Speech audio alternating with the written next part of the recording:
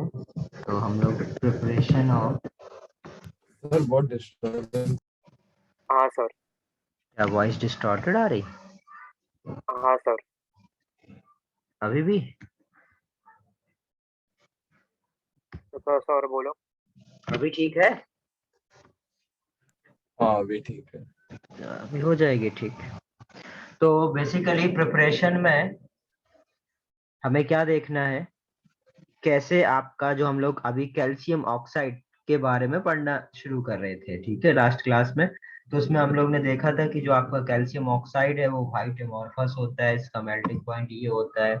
वो जो calcium oxide है बेटा, वो वाटर मतलब मॉइस्चर और CO2 को एब्सॉर्ब कर लेता है, करेक्ट। तो उस तो हमने CaO के बारे में थोड़ा सीखा था। अब हम लोग सीखते हैं किस तरीके से आपका ये जो CaO है इसका फॉर्मेशन हम लोग करते हैं। जब भी हमें कभी भी कैल्शियम ऑक्साइड बनाना हो तो हम किस तरीके से प्रिपेयर कर सकते हैं। तो सिंपल बेटा, CaCO3 जो कि लाइमस्टोन है, लाइमस्टोन को आप क्या करो, डिकम्पोज कराओ, मतलब हीटिंग करो।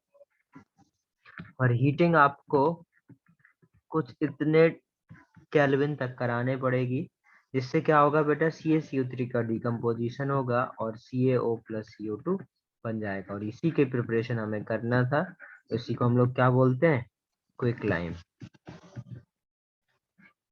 ठीक है, ये इतना समझ गए? Yes sir. Yes sir. Sir मैं लेट ज्वाइन हुआ हूँ, तो आपने क्या क्या करा दिया अभी तक?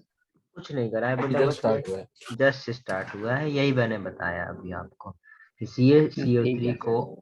हम लोग डिकम्पोज कराएंगे, हीट करेंगे। बेसिकली हीट कराने पर हमें CaO प्लस CO2 मिलेगा।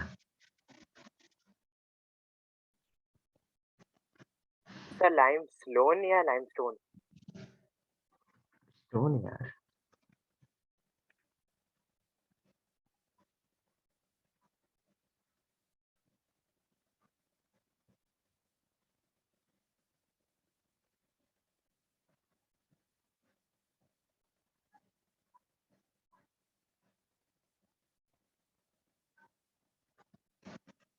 सर वैसे लिख लिया ये। लिख लिया। अभी यदि सपोज अभी हम लोग कुछ रिएक्शन की यदि बात करें, केमिकल रिएक्शन की, तो जो CaO है, CaO प्रिपेयर तो हो गया। अब CaO की रिएक्शन यदि बेटा SiO2 के साथ करें तो हमें क्या मिलता है, CaSiO3 मिलेगा। यदि हम लोग CaO की रिएक्शन P4O10 के साथ कराएं तो हमें Ca3PO4 होल ट्वाइस मिलेगा। ठीक है, इसको बेसिकली हम लोग क्या बोलते हैं बेटा, स्लैग बोलते हैं। मतलब स्लैग का फॉर्मेशन हो जाता है। नॉर्मली जब हम लोग मेटलर्जी किसी भी मेटल को एक्सट्रैक्ट करने की कोशिश करेंगे तब ये स्लैग फॉर्मेशन होता है। तो CaO प्लस SiO2 हमेशा याद रखेंगे, CaSiO3। CaO प्लस P4O10 क्या याद रखना पड़ेगा, Ca3PO4 होल ट्वाइस।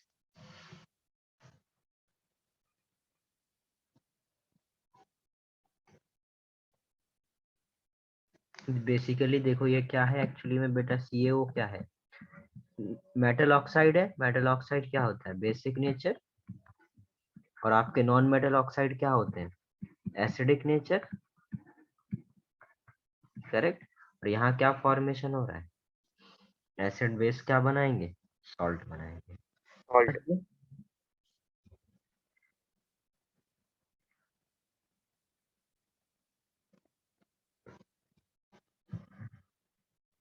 यदि हम लोग बात करें यूजेस के, यूजेस क्या हो जाएंगे,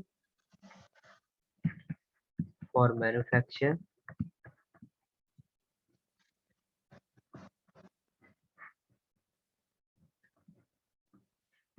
फॉर मैन्युफैक्चर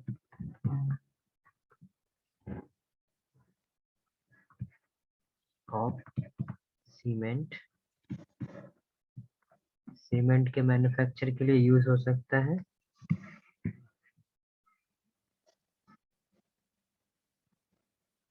देखो सीमेंट बेटा हम लोग एल्कली मेटल्स यूज करके भी बना सकते हैं, बट एल्कली मेटल्स क्या होते हैं बेटा, कॉस्टली होते हैं, जबकि आपके जो कैल्शियम वगैरह है ये चीपली अवेलेबल होते हैं। तो मैन्युफैक्चर ऑफ सीमेंट बनाने के लिए भी हम लोग यूज कर सकते हैं। और किस लिए यूज होता है इसका, to manufacture sodium carbonate, sodium carbonate को हम लोग कास्टिक सोडा NaOH से बनाने के लिए यूज करते हैं। और क्या यूज होता है इसका, शुगर को प्यूरिफाई करने के लिए, प्यूरिफाई शुगर एंड मैन्युफैक्चर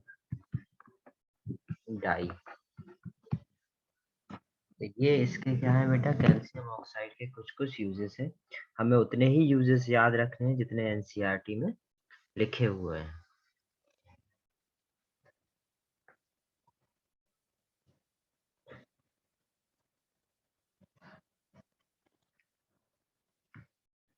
आ गया क्या समझ में इतना?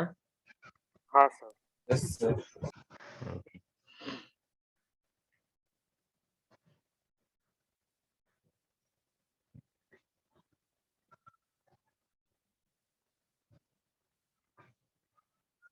Done sir, clear. Yes, sir.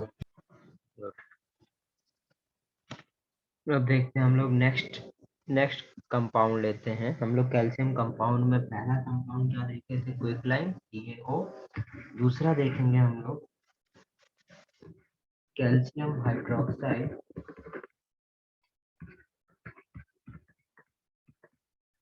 और कैल्शियम हाइड्रोक्साइड क्या होगा, CaOH का होल ट्वाइस, CaOH का होल ट्वाइस। इसको हम लोग क्या बोलते हैं, सिलेक्ट लाइन, क्या बोलेंगे हम लोग, सिलेक्ट लाइन। ओके। अब यदि आपको याद हो तो CaO में मैंने क्या बोला था, व्हाइट एमॉर्फस सॉलिड। CaOH का होल ट्वाइस भी क्या होता है बेटा, व्हाइट एमॉर्फस ही होता है, व्हाइट एमॉर्फस।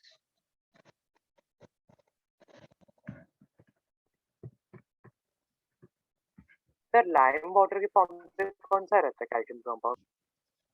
लाइम वाटर हम लोग बेटा इसी हाँ को बोलते हैं, जब कैल्शियम हाइड्रोक्साइड को हम लोग वाटर में डाल देते हैं बेटा तो उसको हम लोग लाइम वाटर बोलने लगते हैं। यस। अभी मैं वो लिखाने वाला हूँ, व्हाइट एमॉर्फस। ठीक है, ये जो कैल्शियम हाइड्रोक्साइड है बेटा ये स्प्रेंगली सॉल्युबल होते हैं, ज्यादा सॉल्युबल नहीं होते हैं, तो स्प्रेंगली सॉल्युबल इन वाटर। और क्या बोल सकते हैं हम लोग, जो एक्वस सोल्यूशन होता है बेटा, एक्वस सोल्यूशन ऑफ CaOH का होल ट्वाइस, मतलब स्लग्ड लाइम का एक्वस सोल्यूशन को हम लोग क्या बोलते हैं, लाइम वाटर। क्लियर? हाँ सर। ठीक है। Yes, sir. Milk of lime किसको बोलते हैं, मिल्क ऑफ लाइम बोलते हैं बेटा जब सस्पेंशन बन जाए। सस्पेंशन पता है क्या होता है, 3 टाइप के सोल्यूशन पढ़े होंगे 9th क्लास। नहीं सर। Yes, sir. नहीं पढ़े, 9th क्लास भी नहीं पढ़ो, क्या नहीं कर सर, रहे नहीं हो, पढ़ा सर। क्या कर रहे हो तुम लोग बेटा। मिक्सचर आपके 3 टाइप्स के होते हैं, सोल्यूशन, कोलाइडल, सस्पेंशन। सोल्यूशन वो होते हैं बेटा जिनमें पार्टी जो सोल्यूट के पार्टिकल्स होते हैं वो बहुत छोटे होते हैं। ठीक है। कोलाइडल वो होते हैं जिसमें सोल्यूट के अरे पार्टिकल, हाँ सर, पढ़ा था। सब पढ़ा है 9th। अरे सस्पेंशन क्या, सर भूल जाते हैं। सस्पेंशन क्या होते हैं, जैसे आप वाटर में क्या कर दो, सैंड मिला दो तो आपको सल्यूट के पार्टिकल्स नजर आते रहते हैं। ठीक है, अनइवनली डिस्ट्रीब्यूटेड होते हैं, कुछ सेटल डाउन Yes, हो sir. जाते हैं, करेक्ट। तो वैसे वैसे मिक्सचर को हम लोग क्या बोलते हैं, सस्पेंशन बोलते हैं। या वैसा कोई बन जाए उसको हम लोग क्या बोलेंगे, मिल्क ऑफ लाइम। तो मिल्क ऑफ लाइम क्या हो जाएगा, suspension of CaOH whole twice in H2O। यदि आपका सोल्यूशन बने, एक्वस सोल्यूशन बने, ठीक है, तो उसको हम लोग क्या बोलेंगे, लाइम वाटर। और मिल्क ऑफ लाइम तब बोलेंगे जब उसी का क्या बन जाए।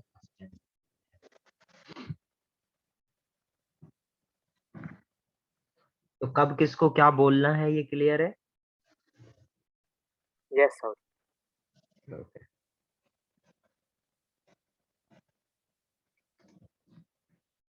अब देखते हैं हम लोग जरा प्रिपरेशन, इसका प्रिपरेशन कैसे होगा।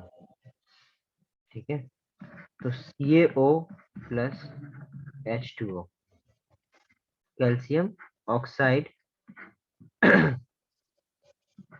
का रिएक्शन यदि H2O के साथ कराया जाए तो क्या मिलेगा, CaOH होल ट्वाइस। करेक्ट, यही मिलेगा ना। हाँ सर। CaO को हम लोग वाटर में डालेंगे तो कैल्शियम हाइड्रोक्साइड मिल जाएगा, और इस तरीके से क्या हो गया, इसका प्रिपरेशन हो गया। ओके, अब यदि हम लोग इसकी केमिकल रिएक्शन देखें, तो यदि हम लोग CaOH होल ट्वाइस को, देखो आप लोग खुद गैस करना क्या मिल सकता है, CO2 के साथ रिएक्शन कराएं तो क्या मिलना चाहिए, CaCO3 प्लस H2O। CaCO3 हाँ। CaCO3 plus H2O। CaCO3 जो बनता है वो मिल्की हो जाता है। ठीक है, तो ऐसे याद रख लेते हैं। ऐसे कई बार पैसे पूछा जाता है लाइम लाइम वाटर में, मतलब aqueous solution of COH whole twice, lime water में CO2 पास कराने पर आपका सोल्यूशन मिल्की हो जाता है तो क्या बनता है, तो आपको पता चल जाएगा क्या बना है, CaCO3 बना है। Correct, yes sir. ऐसे क्वेश्चन आप लोगों से पूछे जाएंगे। ये तो था बेटा जब लिमिटेड अमाउंट, ठीक है, लिमिटेड CO2 पास करा हो। यदि बेटा CO2 एक्सेस में पास कर दिया जाए, ठीक है, या ये तो चलो ठीक है, ये बन गया, चलो इधर मत लिखो, इधर पे, इधर पे यदि एक्सेस में CO2 होती है तभी भी क्या होता है, थोड़ा गड़बड़ हो जाता है। अब मैं इसको अलग से लिख दे रहा हूँ, यदि CaCO3 की रिएक्शन CO2 प्लस H2O के साथ कराया जाए, ठीक है, और ये जो CO2 है ये एक्सेस में है, मतलब बहुत ज्यादा है, यदि ये एक्सेस में है तो ये अब आपका किसमें कन्वर्ट है, सोचो इधर पे यदि बेटा CO2 एक्सेस में होता तो ये CaCO3 सब कुछ तो प्रेजेंट है, ये एक्सेस में, मतलब ये भी है, ये भी है, ये भी है। यदि ये एक्सेस में होता, मतलब कुछ ऐसी कंडीशन बनती, तो ये CaCO2 ना बन के क्या बना लेता, कैल्शियम बाइकार्बोनेट बना लेता है, CaHCO3 होल ट्वाइस बना लेता है। समझ गए। Yes sir. तो ये याद रखना होता है कि यहाँ पर भी लिख सकते हो, कोई प्रॉब्लम नहीं, लिमिटेड अमाउंट होना चाहिए। यदि यह एक्सेस पे होता तो ये बाद में फाइनल प्रोडक्ट हमें क्या मिलता है ये, और यदि लिमिटेड अमाउंट है तो फाइनल प्रोडक्ट हमें क्या मिलेगा ये। नोट करो इसको।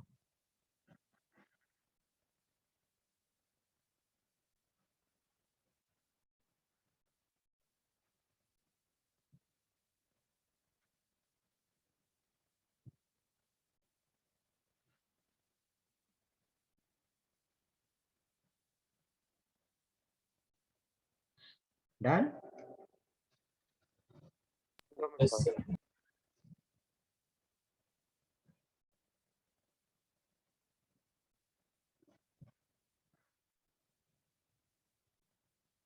Done sir. ओके, नेक्स्ट देखते हैं हम लोग।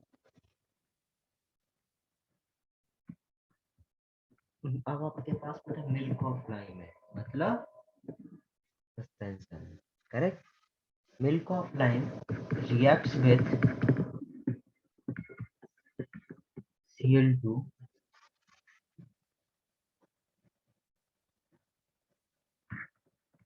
form hypochlorite.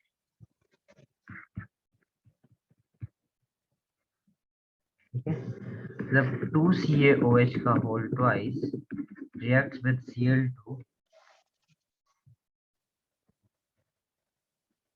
क्या मिलेगा? CaCl2 प्लस CaOCl2 प्लस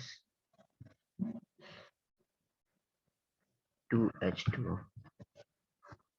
तो COH के होल ट्वाइस की रिएक्शन यदि Cl2 के साथ कराएंगे तो हमें क्या मिलेगा? हमें मिलेगा क्लोराइड। ब्लीच हाइपोक्लोराइट, जिसको हम लोग क्या बोलते हैं? Bleaching powder. ब्लीचिंग पाउडर आप लोगों ने सुना सभी ने होगा, यूज भी कर लिया हाँ होगा, सर। यूज भी किया होगा यस कभी। Sir.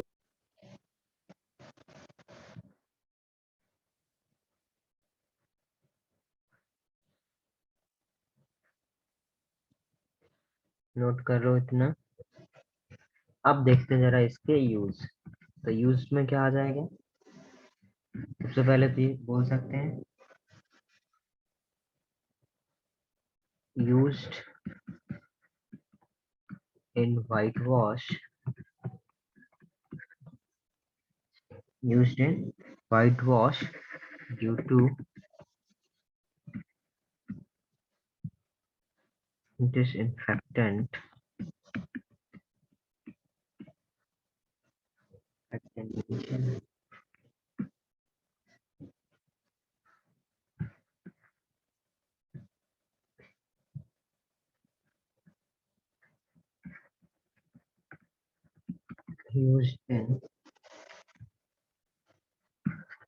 used in glass making,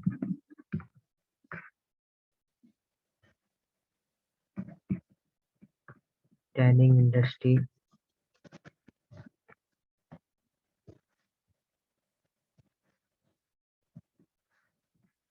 preparation of bleaching,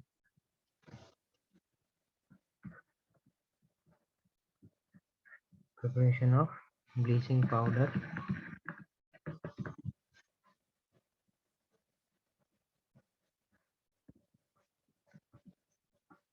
and purify sugar.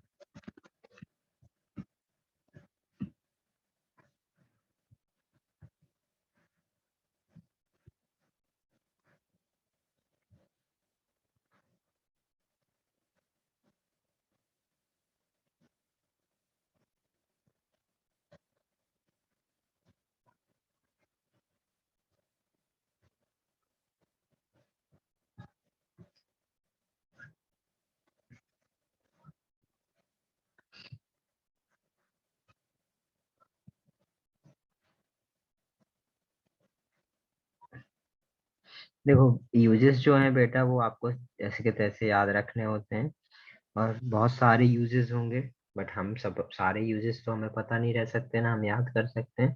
तो हम लोग उतने ही यूजेस याद रखेंगे जितने एनसीईआरटी में गिवन है। डन ये? Sir. Yes sir, no sir? हाँ सर, हो गया। हाँ सर हो गया। नेक्स्ट देखो जरा, calcium, next compound calcium carbonate.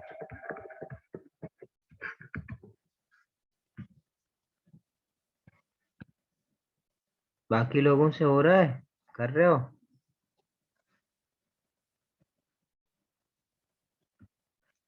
क्या सर? Yes sir. सर क्या हो? अब देखो जरा, कैल्शियम कार्बोनेट तो पता है बेटा, CaCO3 होता है ये। अब इसके बारे में थोड़ा सा पता होना चाहिए। कैल्शियम कार्बोनेट बेटा आपका वाइट फ्लफी टाइप का होता है, वाइट फ्लफी पाउडर होता है। ठीक है, ये जैसे आपका जो आपका CaOH का होल ट्वाइस था वो आपका क्या था? सेमी सॉल्युबल था।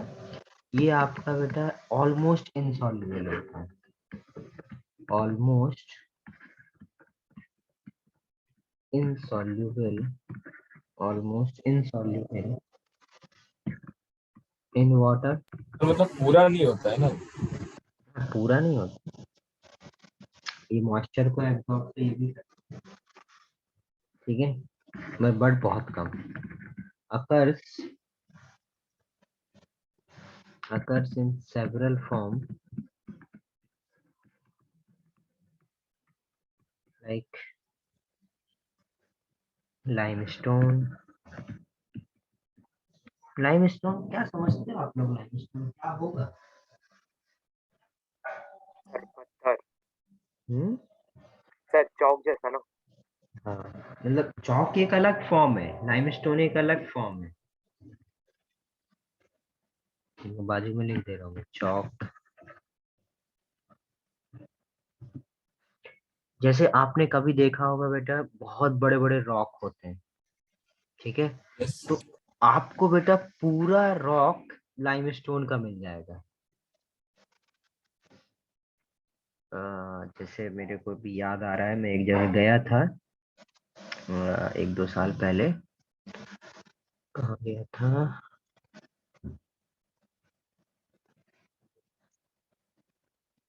शायद माउंटेनियस। सर लाइन स्टैलेगमाइट्स और स्टैलेक्टाइट्स वाला केव। क्या? स्टैलेगमाइट्स और स्टैलेक्टाइट्स वाला केव वैसा।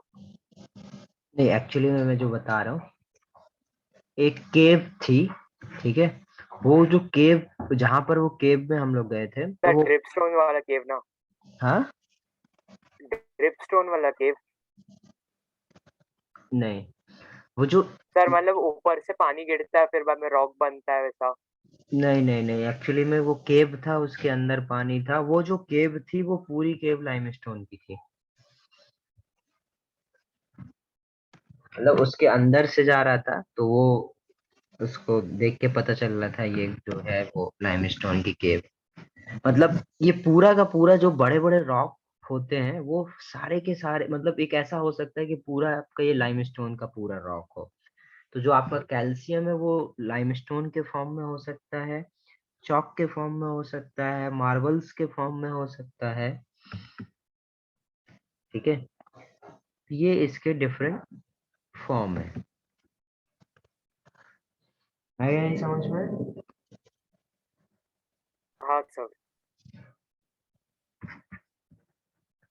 यस।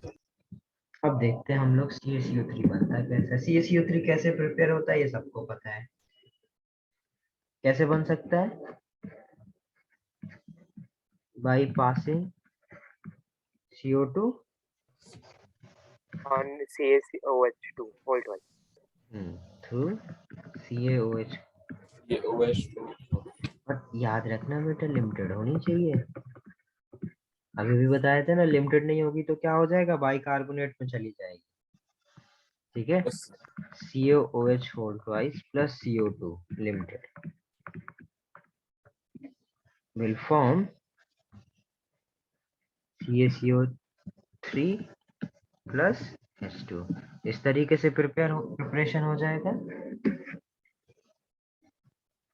हाँ सर। करेक्ट। यहाँ पे लिख दे रहा हूँ, excess of CO2 is avoided as it led to the formation of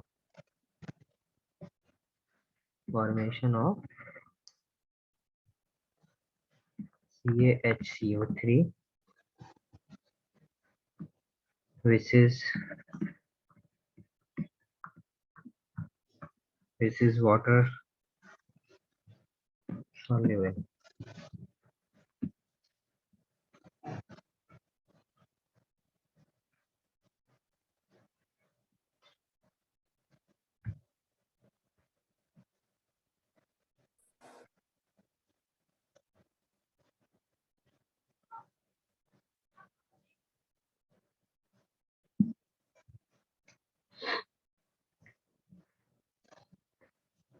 दूसरा मेथड क्या हो सकता है प्रिपरेशन का, by addition of by addition of Na2CO3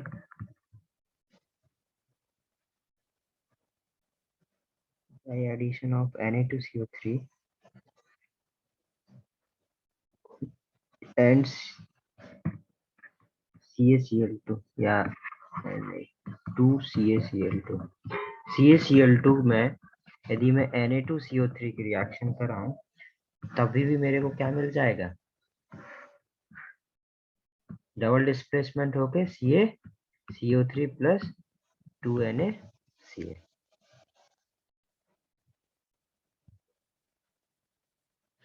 समझ गए?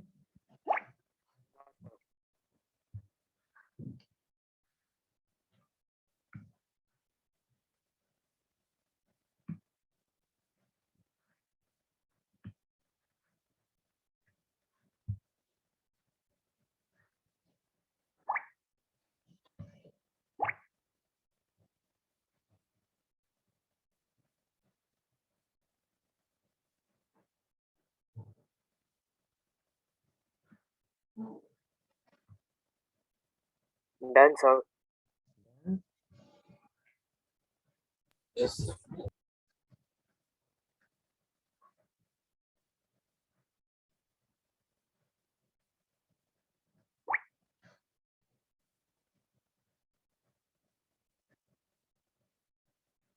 Sir, can you show once again?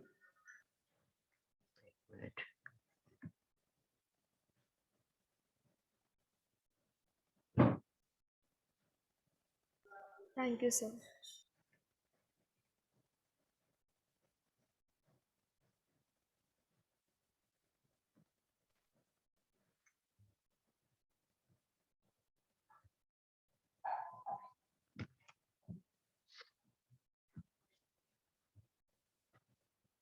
तो प्रिपरेशन समझ में आ गया सभी को। अब हम लोग कुछ रिएक्शन देखते हैं, केमिकल रिएक्शन।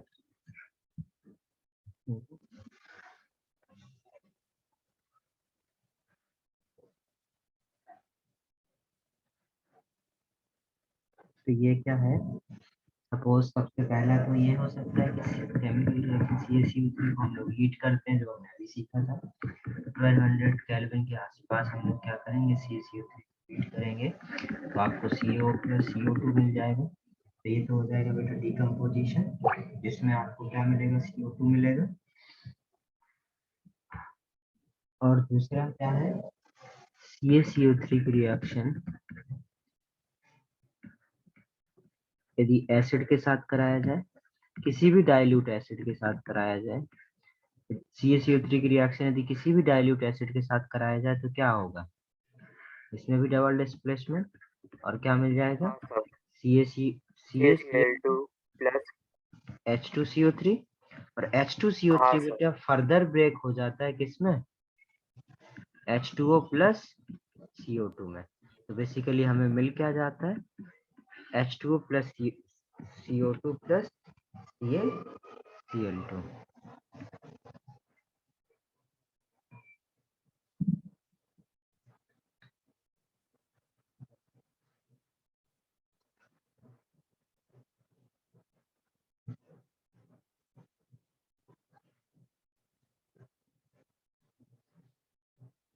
सर CO2 और H2O सिन गैस है या तो फिर यहाँ पे CO और H2O?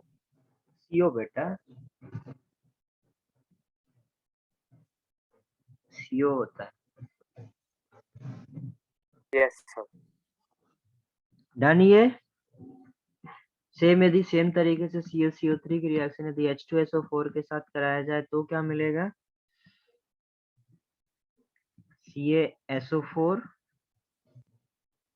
Plus H2O plus CO2। Clear है? यदि डाइल्यूट H2SO4 के साथ रिएक्शन कराएंगे तो हमें रिएक्शन हमें क्या मिलेगा, यही मिलेगा।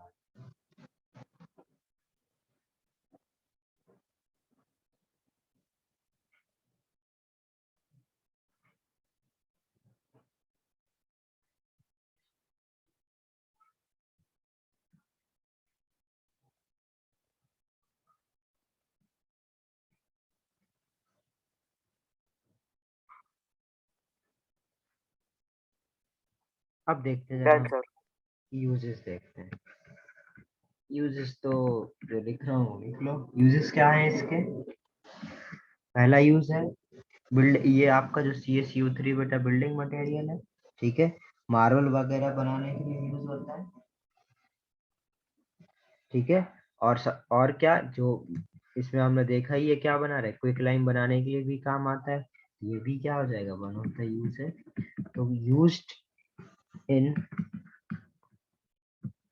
Used in building material, used in building material as marble or in making quicklime।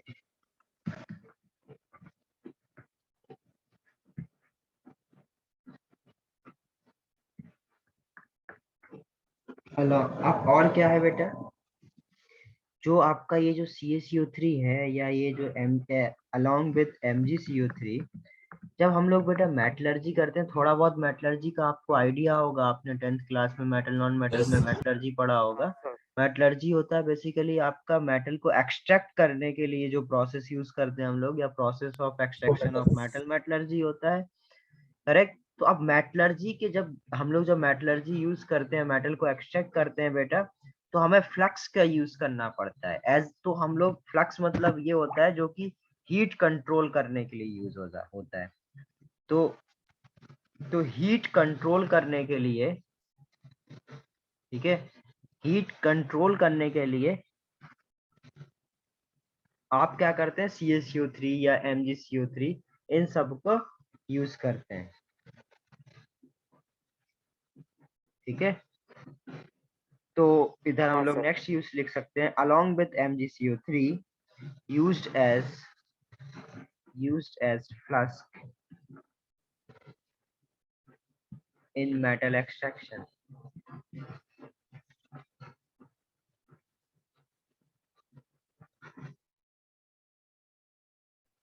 Clear है इतना? Yes. नेक्स्ट बोल सकते हैं हम लोग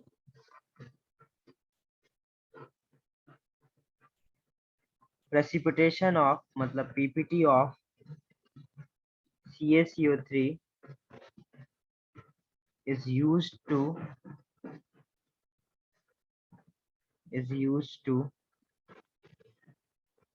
make paper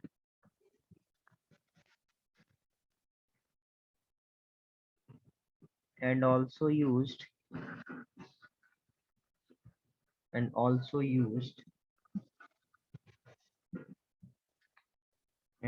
used as antacid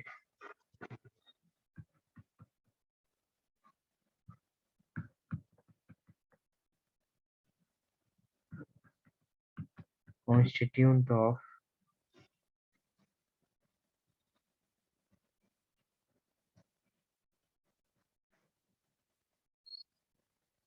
chewing gums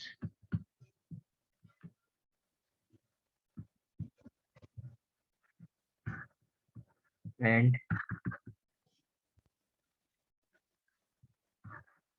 filler in cosmetics।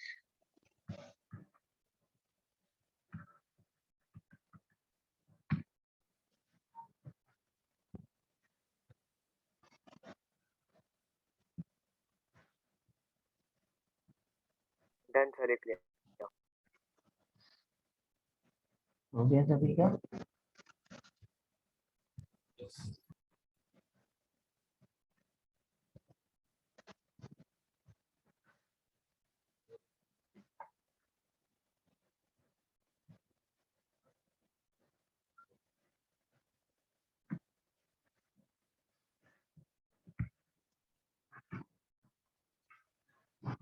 Next देखो बेटा,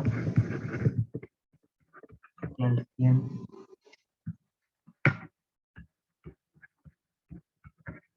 sulphate COP CaSO4 dot half H2। Plaster of Paris. Paris. 10th class में आप लोगों ने सीखा थोड़ा। सर देखो क्या है बेटा, ये जो प्लास्टर ऑफ पेरिस है या पीओपी जो है, इसमें बेटा सेटिंग प्रॉपर्टी होती है। ये वाटर के साथ क्या हो जाता है बेटा, सेट हो जाता है। जो भी चीज जहाँ पर हमें कहीं पर पीओपी करने या कहीं पर बेटा होल है या कुछ भी है, कहीं भी प्रॉब्लम है, तो वहां पर हम लोग पीओपी का यूज करके वहां पर चीजें सेट कर देते हैं। क्या होता है कि जो पीओपी की खास प्रॉपर्टी होती है कि बहुत जल्दी 5 to 10 मिनट्स में क्या हो जाता है, वाटर के साथ सेट हो जाता है। तो remarkable setting property with water एक इसकी खास बात है। और हम लोग क्या बोल सकते हैं इसमें, ये यदि हम लोग बेटा जितना इसमें वाटर हमें मिक्स करना चाहिए उतना एडिक्वेट वाटर हम लोग यदि मिक्स करें तो क्या होता है बेटा, वो प्लास्टिक की तरह हार्ड हो जाता है। करेक्ट। फिर हम लोग समझते हैं कि इसकी प्रिपरेशन कैसे होता है। तो जिप्सम बनाने जो पीओ पीओपी बनाने के लिए बेटा हम लोग जिप्सम यूज करते हैं। जिप्सम क्या होता है, CaSO4.2H2O। CaSO4.2H2O को 393 केल्विन तक यदि हम लोग उसको हीट करें तो हमें क्या मिल जाता है, पीओपी मिल जाता है। यदि हम उससे ज्यादा हीट करें तो हमें क्या मिलेगा। सर आप कुछ लिख रहे हो क्या? कुछ नहीं लिखा मैंने अभी तक। ठीक है। Sir calcium sulphate. हाँ, कैल्शियम सल्फेट मिलेगा। यदि उससे ज्यादा यदि हम हीट करेंगे तो हमारे सारे वाटर क्रिस्टलाइन जो है, जिप्सम के अंदर जो 2 वाटर क्रिस्टलाइन थे वो सारे के सारे वाटर क्रिस्टलाइन निकल जाते हैं। और क्या मिल जाता है हमें, एनहाइड्रस CaSO4 फॉर्म होता है, जिसको हम लोग बाद में क्या बोलते हैं, डेड बर्न प्लास्टर। ओके, ये बात समझ में आ गया। हाँ सर। तो इसमें मैं लिखा दे markable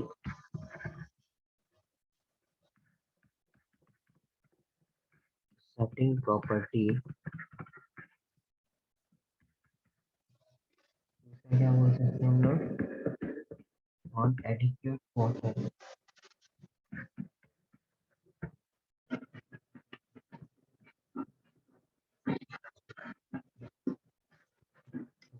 water mixing gets into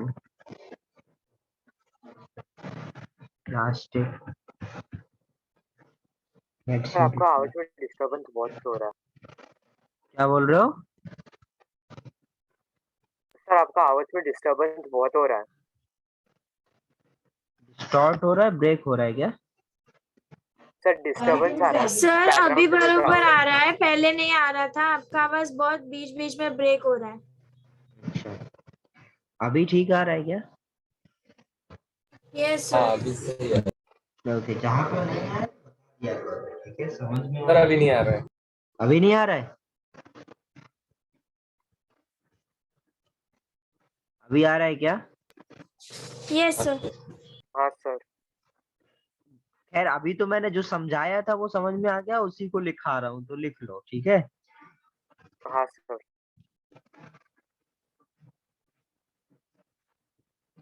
plastic mask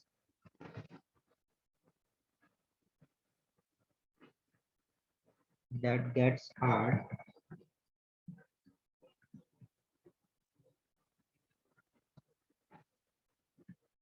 solid in 5 to 15 minutes।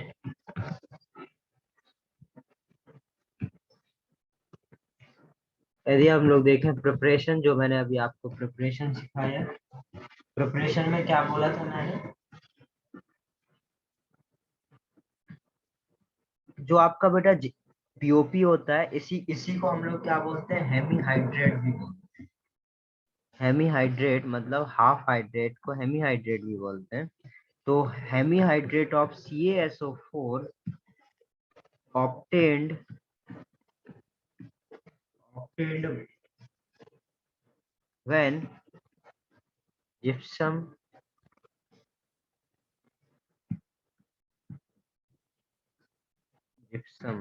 CaSO4 dot 2H2O gypsum is heated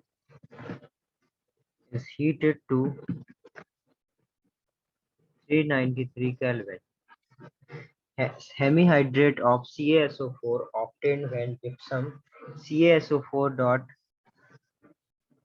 2H2O is heated to 393 Kelvin. 393 Kelvin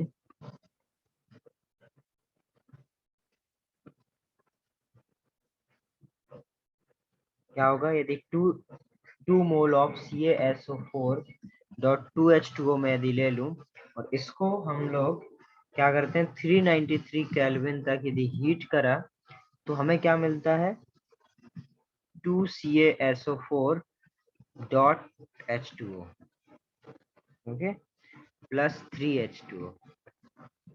इसी को हम लोग ऐसे लिख सकते हैं, यही हम यदि 1 मोल लेते CaSO4 डॉट 2H2O लेता तो हम 393 केल्विन को हीट करते तो हम इसको कैसे लिखते CaSO4 dot half H2O plus 3/2 H2O। तो सिंपल है बेटा कि 1 मोल जिप्सम से कितने वाटर क्रिस्टलाइन निकल रहे हैं 3/2 वाटर क्रिस्टलाइन निकल रहे हैं और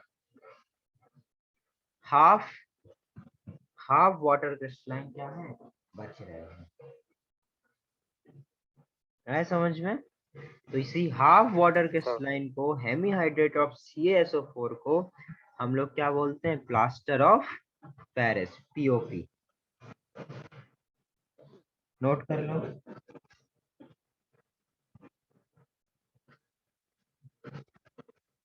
सर आपने दोनों में 353 लिखा है या 393 लिखा है? क्या सर वहाँ पर आपने 353 केल्विन लिखा है या 393 केल्विन लिखा है? 393 केल्विन लिखा बेटा, दोनों में सेम और ही तो है ये। इसको या तो ये 1 मोल या 2 मोल।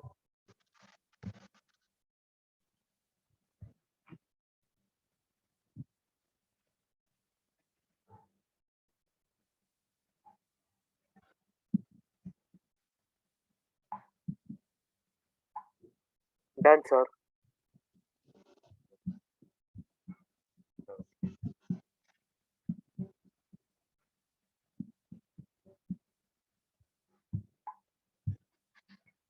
आया समझ में? अब उसके बाद में क्या बोल रहा था, यदि इसी को CaSO4 को 2H2O को ग्रेटर देन 393 केल्विन पर यदि हीट करूं तो क्या मिलेगा CaSO4 प्लस 2H2O और इसी एनहाइड्रस CaSO4 को हम लोग क्या बोलते हैं, चलो यहाँ लिखा दूंगा मैं, इतना लिख लो क्या मिला एनहाइड्रस CaSO4 इतना लिखो फिर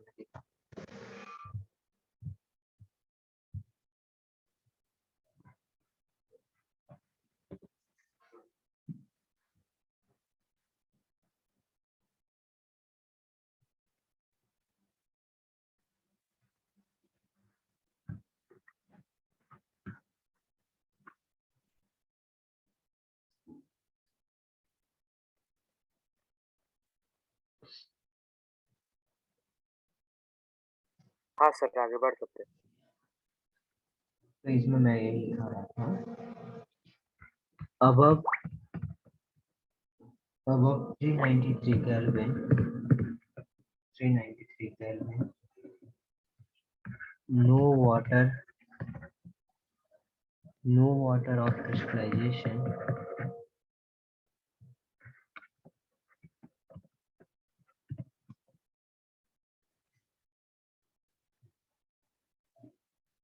above 393 Kelvin no water of crystallization left and anhydrous and anhydrous CaSO4 is formed. CaSO4 is formed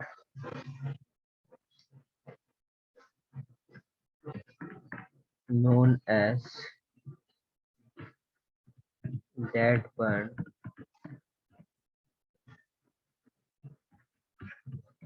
cluster.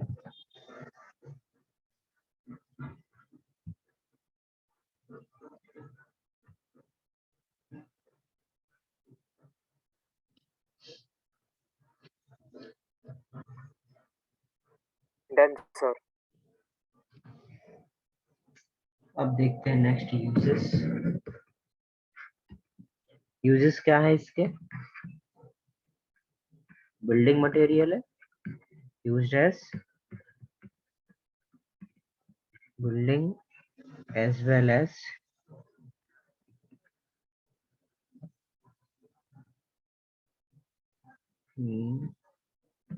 used in building as well as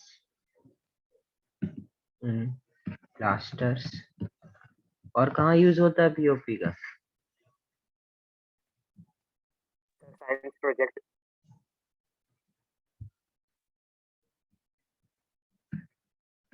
used to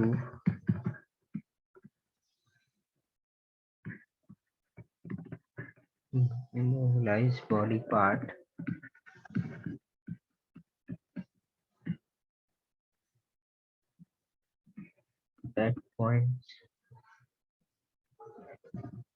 at point of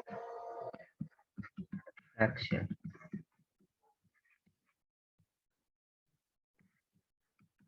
used in dentistry।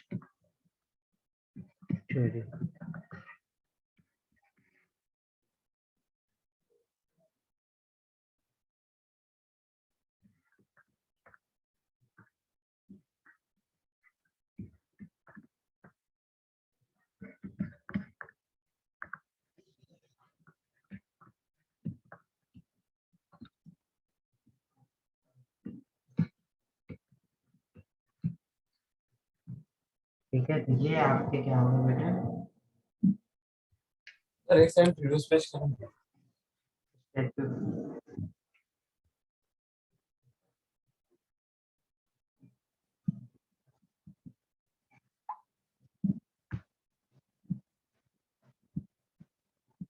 Sir बोलो। Sir previous page करें next. ये लो।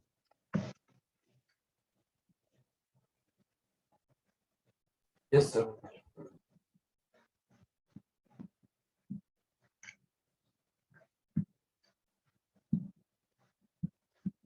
Sir ये page भी लिख लिया। Sir दो।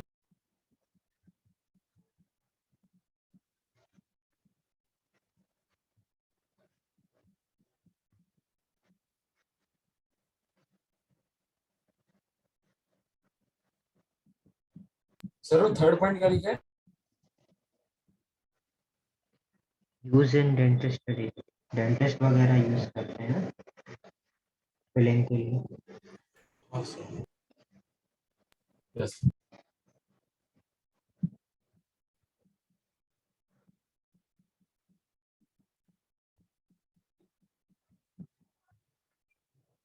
Done.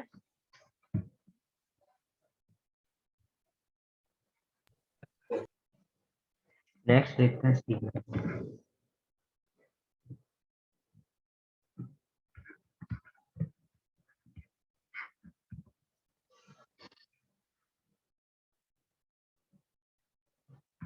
Sir इसको number 5 डालेगा।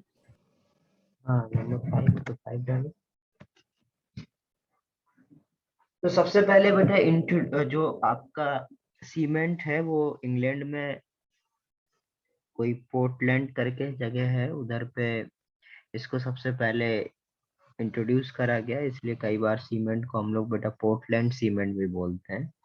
ठीक है, ये जो सीमेंट है ये किस किस मटेरियल, सीमेंट किस किस मटेरियल से मिलके बना होता है, कैसे इसका फॉर्मेशन हुआ, इसकी क्या कॉम्पोजिशन है, इन सब का डिस्कशन हमें करना है और कौन सा सीमेंट की क्वालिटी ज्यादा अच्छी है, ये सारा डिस्कशन हमें इसमें करना होगा। ओके, तो हाँ सर। सबसे पहले हम लोग ये देखते हैं कि कहाँ से ऑब्टेन हुआ। तो देखो, सिंपल सा इंफॉर्मेटिव चीज है।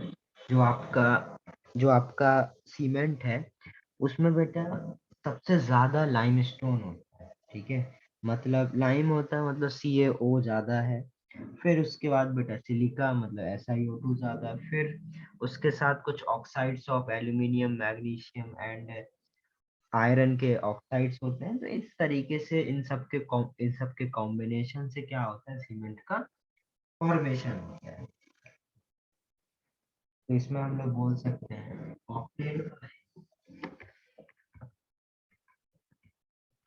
obtained by materials।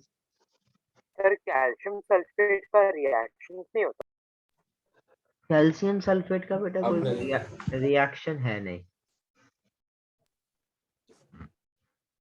हमें नहीं देखनी है उसकी रिएक्शन। वैसे नॉर्मली कैल्शियम सल्फेट जैसे रिएक्ट करता है, बट जो पीओपी फॉर्म में रहता है, क्रिस्टलाइन फॉर्म में रहता है, वो रिएक्ट नहीं करता जल्दी से।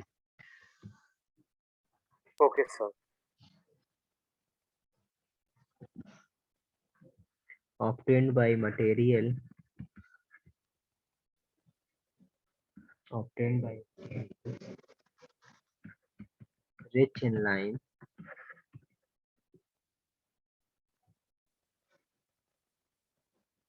rich in lime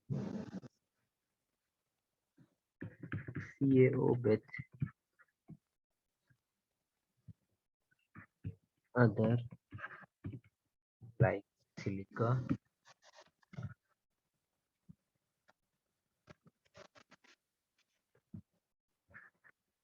along with oxides of magnesium, iron and aluminium। Composition क्या होती है? कॉम्पोजिशन का बेटा बहुत बड़ा होता है, ठीक है।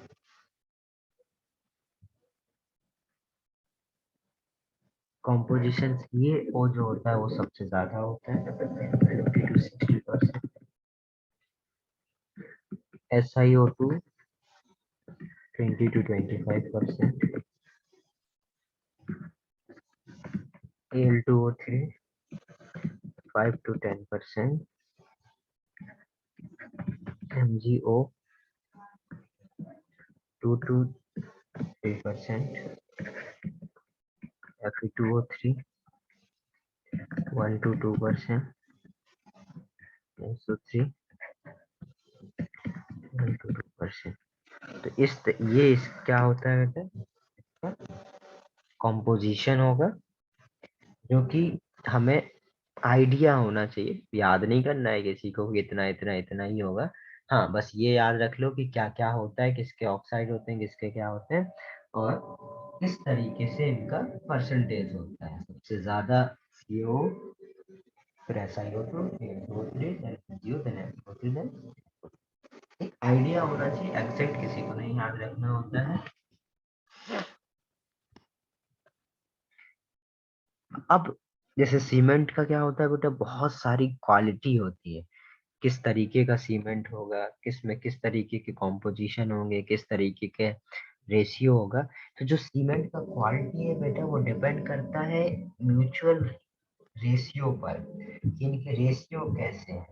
इस तरीके के जो रेशियो होंगे उसके हिसाब से आपका क्या होगा, सीमेंट का कॉम्पोजिशन अच्छा और बेकार होगा। तो रेशियो कैसे होने चाहिए वो भी मैं बताऊंगा। फॉर गुड क्वालिटी सीमेंट के लिए कैसे इनके रेशियो होने चाहिए, कितने इनके बीच में रेशियो होना चाहिए, ये भी हमें पता होना चाहिए। जैसे ये एक नॉर्मल कॉम्पोजिशन है सीमेंट का, और गुड क्वालिटी ऑफ सीमेंट बनाने के लिए एग्जैक्ट कितना रेशियो होना चाहिए, किसके क्लोज होना चाहिए, ये भी हमें पता होना चाहिए। ये नोट किया? हाँ सर।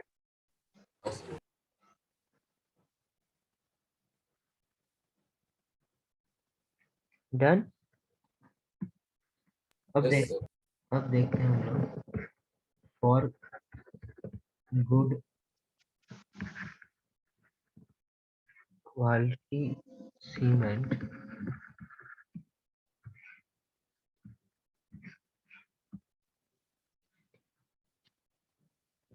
तो जो रेशियो होता है बेटा, ratio of SiO2 to Al2O3,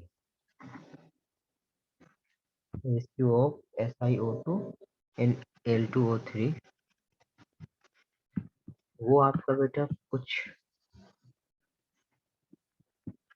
2.5 to 4 के बीच में होना चाहिए, क्लोज टू 2.5 और 4 टू। और सेकंड है ratio of CaO to total SiO2 Al2O3 और Fe2O3, इन सब का टोटल और CaO का रेशियो जो है वो as close as possible to 2। तो CaO के रिस्पेक्ट में टोटल ऑफ दिस का जो रेशियो होना चाहिए वो किसके क्लोज होना चाहिए, तो के क्लोज होना चाहिए। तो हाँ सर। वो आपका क्या होगा, गुड क्वालिटी ऑफ सीमेंट हो सकता है।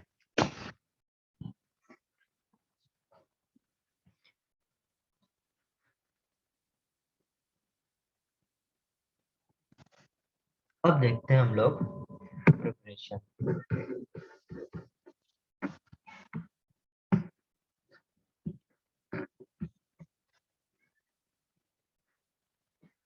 सबसे पहले बेटे रॉ मटेरियल, तो रॉ मटेरियल क्या क्या होता है, लाइमस्टोन प्लस क्ले, ठीक है। नॉर्मली हमारे पास लाइमस्टोन और क्ले होता है, इसको हम लोग क्या करते हैं, हीट करते हैं, स्ट्रांगली हीटिंग। तो क्या बनेगा, सीमेंट क्लिंकर, जो भी बनता है उसको हम लोग सीमेंट क्लिंकर बोलते हैं। और इसमें हम क्या कर देते हैं, मिक्स कर देते हैं, mixed with 2 to 3% of 3% by wait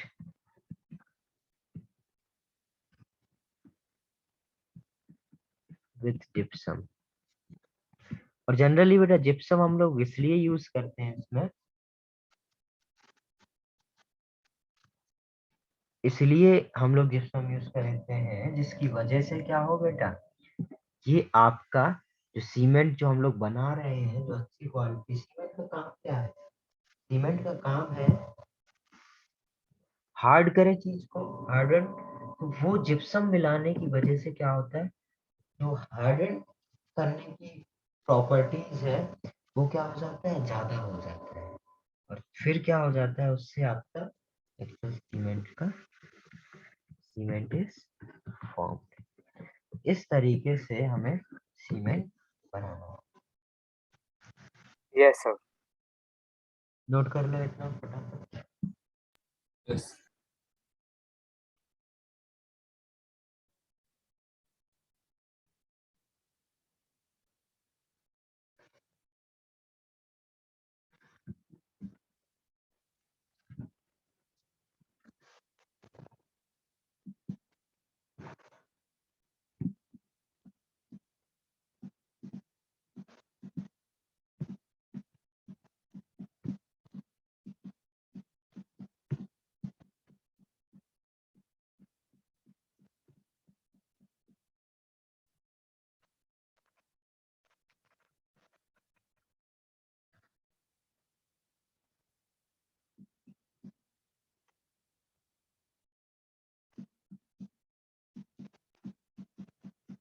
done sir.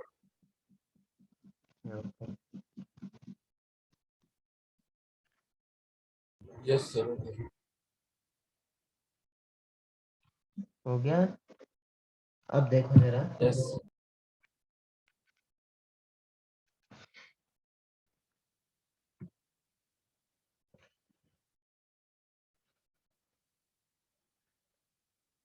Ingredients कैसे होते हैं,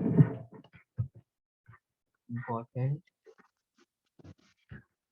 ingredients.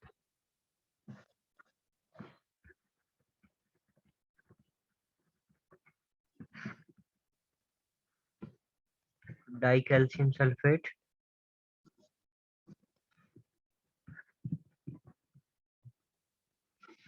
Sorry, die calcium silicate,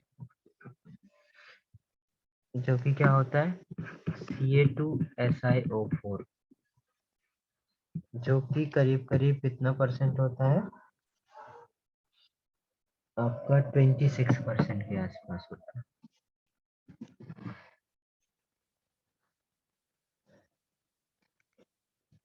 एक होता है आपका try calcium silicate, CA3SiO4, SiO4 SiO5, ये होता है आपका 51%।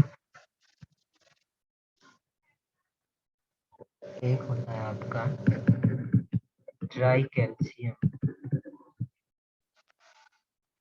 Try calcium aluminate,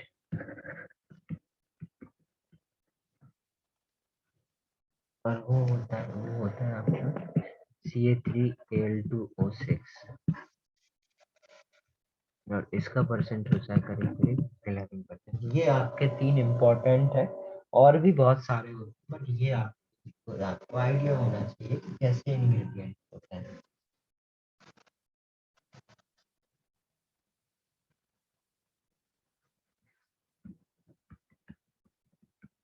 setting of cement, setting of cement में क्या याद रखेंगे,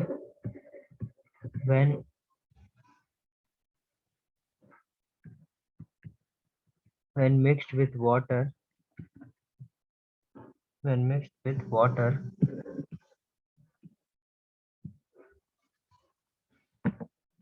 it sets slowly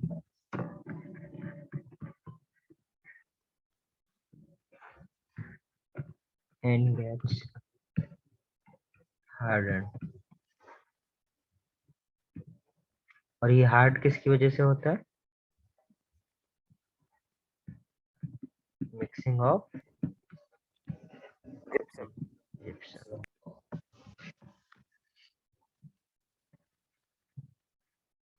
अभी यूजेस देखा जाए तो यूजेस क्या हो जाएंगे, are used in concrete,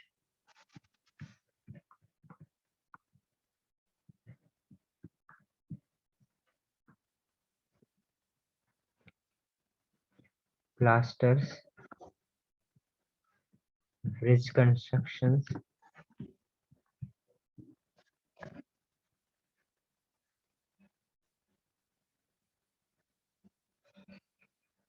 ये आपके क्या हो जाएंगे, uses हो जाएंगे।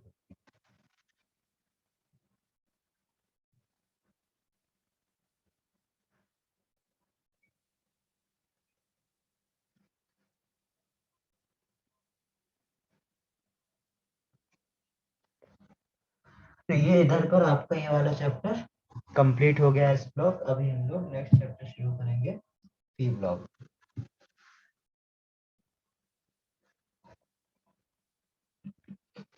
सभी लोग होमवर्क सुन लो, क्या आपको होमवर्क करना है, जो भी हाँ सर बताओ। एनसीईआरटी में बेटा जो एस ब्लॉक पे जितने भी क्वेश्चंस दे रखे हैं वो आपको सॉल्व करने हैं, और आपको एस ब्लॉक का बुकलेट मिल रखा होगा तो उसके आपको एक्सरसाइज 1 कंप्लीट करनी है। तो क्या करना है, एक्सरसाइज 1। हाँ, एक्सरसाइज 1 कंप्लीट करनी है।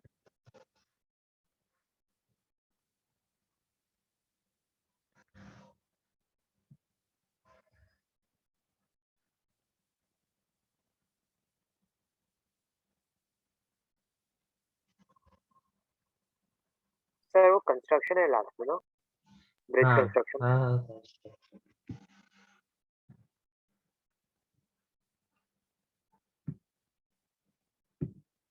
सर लिख लिया। Yes sir done. तो नेक्स्ट चैप्टर है डालो पी ब्लॉक।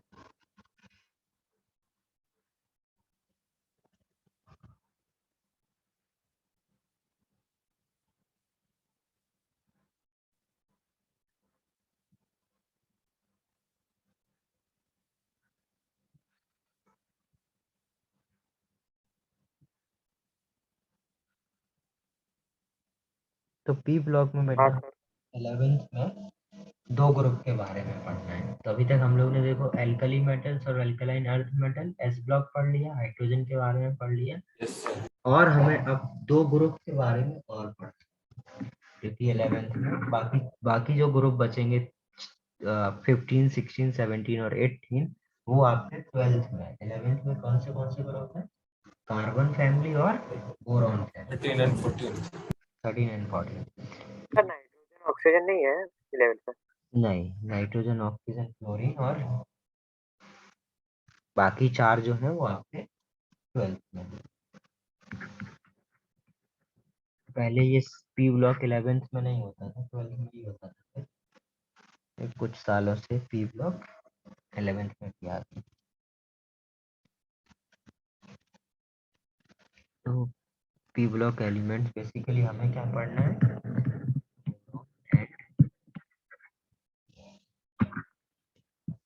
कार्बन फैमिली के बारे में। तो सबसे पहले तो बेटा जो पी ब्लॉक एलिमेंट्स हैं इनके बारे में समझ लेते हैं। तो ये तो सबको पता है पी ब्लॉक जो एलिमेंट्स हैं, कौन कौन से एलिमेंट्स पी ब्लॉक एलिमेंट्स होते हैं? Yes sir. ग्रुप 13 से लेके 18। हाँ, ग्रुप 13 से जो आपके लेके 18 तक के पीरियोडिक टेबल के जो एलिमेंट्स हैं उनको हम लोग पी ब्लॉक एलिमेंट बोलते हैं। जनरली जो आपके पी ब्लॉक एलिमेंट्स होते हैं वो बेटा मेटल भी हो सकते हैं, नॉन मेटल्स भी हो सकते हैं और मेटलॉइड्स भी हो सकते हैं। मेटलॉइड्स भी। हम लोग हाँ देखते सर। भी हैं बेटा पीरियोडिक टेबल में जो स्टेयर्स टाइप में बनाया था, तो उस स्टेयर्स में जो आपके राइट हैंड साइड पे थे वो आपके नॉन मेटल्स थे, स्टेयर्स के जो लेफ्ट हैंड साइड थे वो क्या थे? मेटल्स थे, और जो स्टेयर्स में जो मेटलॉइड्स। कंपाउंड एलिमेंट्स थे वो क्या थे? मेटलॉइड्स थे। तो सिंपल इधर बोल सकते हैं P block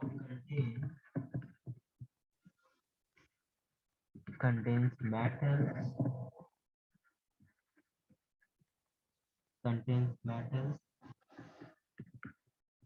metalloid, metalloids as well as non-metals। ठीक है, ये बात समझ में आ गई?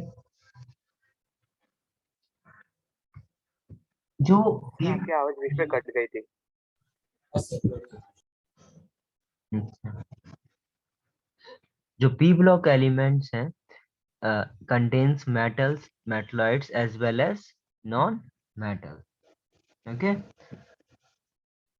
आपके जो ठीक है, अब जो ये पी ब्लॉक एलिमेंट्स हैं इनका जनरल इलेक्ट्रॉनिक कॉन्फ़िगरेशन क्या होगा? वो होगा आपका NH2NP126। Yes sir.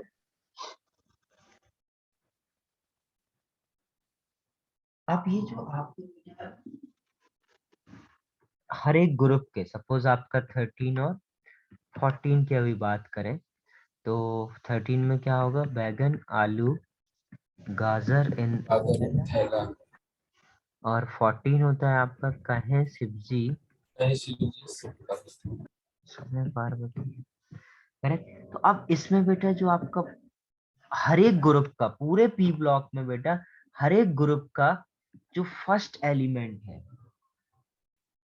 ठीक है, एक मिनट रुकना।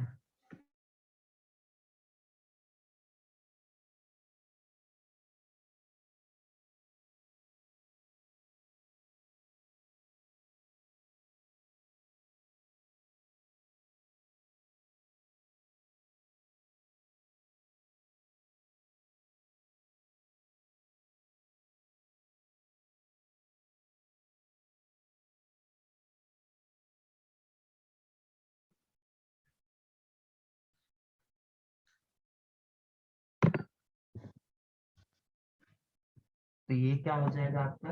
हाँ, तो मैं क्या बोल रहा था, जैसे सपोज कोई भी ग्रुप है, यदि उस ग्रुप का यदि आपका फर्स्ट ग्रुप, ठीक है, यदि आपका फर्स्ट एलिमेंट है तो उसकी प्रॉपर्टीज बेटा जो रेस्ट ऑफ द एलिमेंट है इस ग्रुप के उससे डिफरेंट होती है। डिफरेंट का रीजन क्या है, क्योंकि बेटा बाकी सब में क्या है, आप इसके पास डी ऑर्बिटल है और इसके पास डी ऑर्बिटल नहीं है, ये बहुत साइज में बहुत छोटा होता है जबकि ये बड़े होते हैं, इनकी इलेक्ट्रोनेगेटिविटी बहुत ज्यादा होती है और इनकी कम होती है। तो जैसे हम लोग ने एस ब्लॉक में भी देखा था बेटा, लिथियम की प्रॉपर्टीज बाकी सबसे क्या थी, डिफरेंट थी, वैसे ही बेटा हर एक ग्रुप का जो फर्स्ट मेंबर होगा उसकी प्रॉपर्टीज आपके रेस्ट ऑफ द एलिमेंट से कैसी होंगी, डिफरेंट होंगी। तो वो चीज यहाँ पे एप्लीकेबल हो। तो यहाँ पर मैं पॉइंट लिख सकता हूँ, the first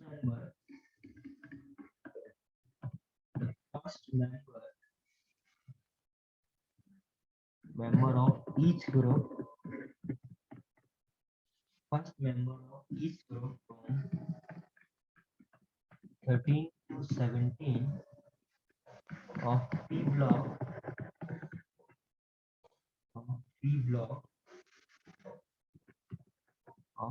block elements differ in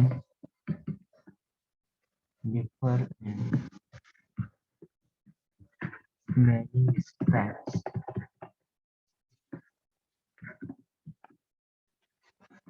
from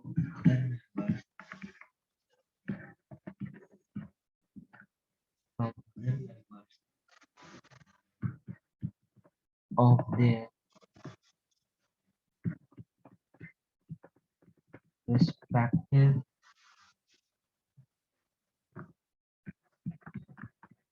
group because of small size, high electronic. So your voice isn't clear. एक मिनट,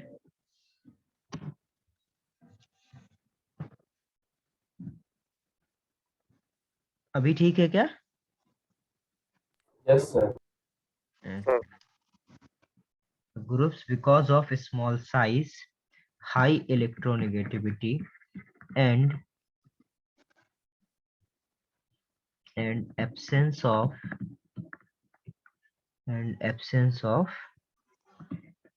d orbitals.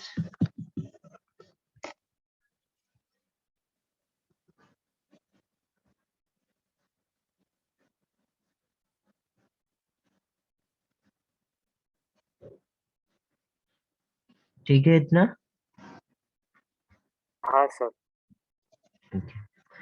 अब जरा देखो, आपको मैंने केमिकल बॉन्डिंग में सिखाया है कि जितना ज्यादा छोटा एलिमेंट होगा उतना ज्यादा अच्छा बॉन्ड फॉर्मेशन करता है। Yes, sir. तो जितने भी बेटा आपके जो मैंने अभी सिखाया कि first member of each group की जो प्रॉपर्टीज होती डिफरेंट, एक और प्रॉपर्टी डिफरेंट है, जैसे जैसे आपको पता है बेटा जितना छोटा साइज होता है उतना अच्छा बॉन्डिंग होता है। तो जो आपके first member of the group है, मतलब boron, carbon, nitrogen, oxygen, fluorine, first member of the group है, इनकी बेटा आपस में मल्टीपल बॉन्ड बनाने की टेंडेंसी भी कैसी होती है, ज्यादा होती है, ज्यादा होती है। Correct, as compare to lower one, क्योंकि बेटा Sir, छोटे जैसे जो, Cl2S2S. हाँ, जैसे आपका कार्बन बेटा मल्टीपल बॉन्ड ट्रिपल बॉन्ड बना लेता है, नाइट्रोजन ट्रिपल बॉन्ड बना लेता है, ऑक्सीजन डबल बॉन्ड बना लेता है, पर बेटा कार्बन के नीचे सिलिकॉन कभी डबल बॉन्ड या ट्रिपल बॉन्ड नहीं बनाता है। कभी फास्फोरस बेटा आपने ट्रिपल बॉन्ड बनाते नहीं देखा होगा। तो मल्टीपल बॉन्ड बनाने की टेंडेंसी भी किसकी ज्यादा होती है, first first group, first element की होती है उस पर्टिकुलर ग्रुप में। तो इधर पे एक और पॉइंट मैं ऐड कर सकता हूँ, first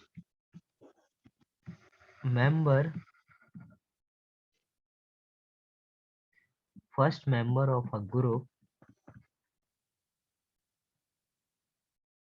first member of a group also has greater stability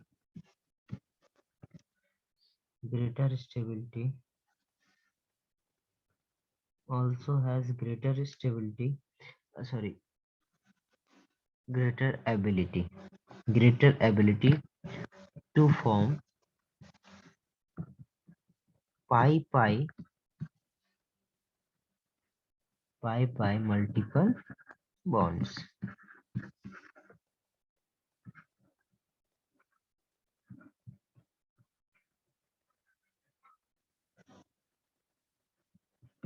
to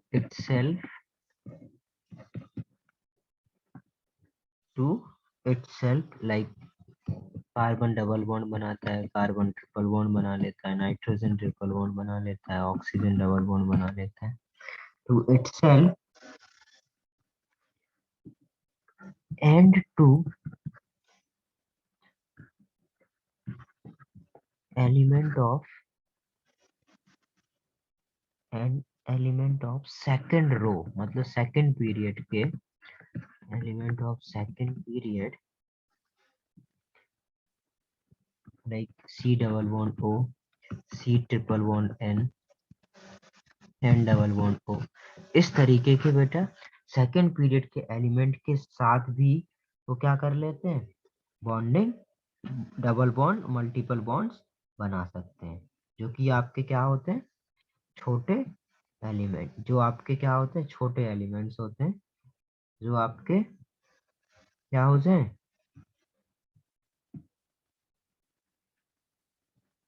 element तो सेकेंड पीरियड के एलिमेंट। यस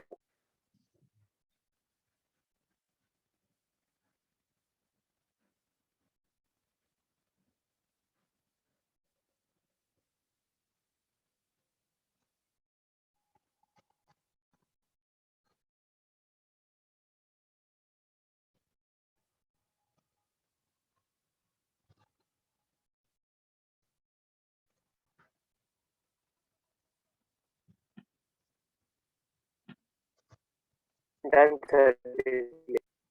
डन हो गया सभी का। Yes sir. देखो जरा नेक्स्ट कैटेनेशन।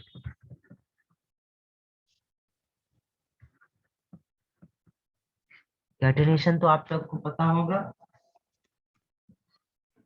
हाँ सर। क्या होता है कैटेनेशन?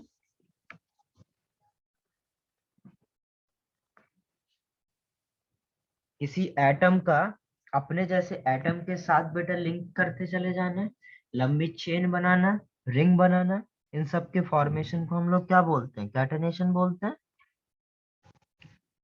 करेक्ट। कार्बन का नॉर्मली कार्बन में होता है, बट ऐसा नहीं है कि सिर्फ कार्बन में ही होता है। ठीक है, तो प्रॉपर्टी क्या है, एटम्स हैव या carbon atoms have the tendency, carbon atom have tendency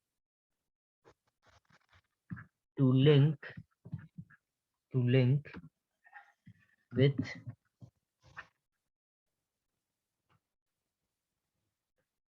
the atoms have tendency to link with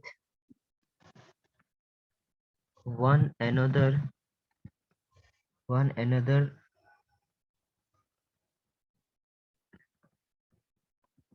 through covalent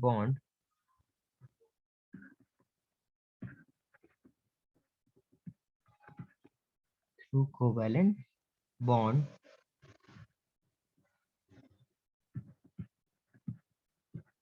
to form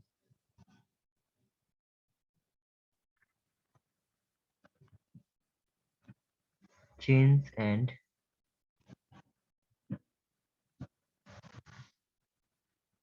string.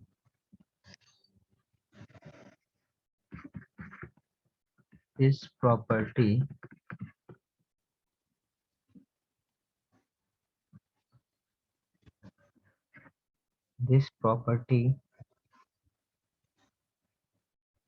covalent bonds to form chains and rings. This property is called catenation. आगे समझ में इतना? अब ये जो Yes, sir. Catenation है किसमें ज्यादा होता है? तो नॉर्मली आपको पता है कार्बन कार्बन बहुत ज्यादा कैटेनेशन शो करता है। ऐसा क्यों होता है? इसमें भी बेटा एकदम सिंपल सा लॉजिक है। साइज जितना छोटा होगा उतना अच्छा बॉन्ड फॉर्मेशन होगा, और जितना बड़ा एलिमेंट होगा उतना कम बॉन्ड अच्छा, जितना जितना ज्यादा छोटा होगा उतना ज्यादा बॉन्ड बनाएगा, उतना ज्यादा बनाने की टेंडेंसी होगी। तो हम लोग सिंपल बोल सकते हैं कि carbon carbon bond is very strong, और जैसे जैसे हम लोग डाउन द ग्रुप जाते हैं बॉन्ड स्ट्रेंथ क्या, साइज इंक्रीज हो जाती है, बॉन्ड स्ट्रेंथ कम हो जाती है, तो कैटेनेशन क्या हो जाता है, डिक्रीज कर जाता है। Sir, catenation को हम लोग कोवेलेंट स्ट्रेंथ बोल सकते हैं, क्या? Covalent characteristic. हाँ बट सर ऐसे बोलना ठीक नहीं रहेगा। क्यों सर? एक कैटेनेशन बेटा एक प्रॉपर्टी है, बॉन्ड थोड़ी है कोई। बॉन्ड तो वो हाँ ठीक है सर। बॉन्ड तो वो कोवैलेंट बॉन्ड ही बनाने वाला है, बट एक प्रॉपर्टी की बात कर रहे हैं ना, हम लोग बॉन्ड थोड़ी डिफाइन कर रहे हैं। Okay sir. ठीक? तो इधर हम लोग क्या बोल सकते हैं, this is because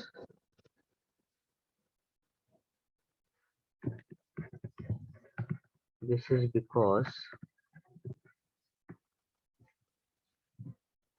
carbon carbon bonds are very strong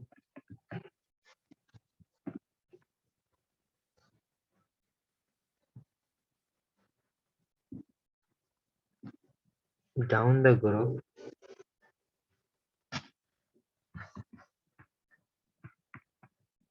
down the group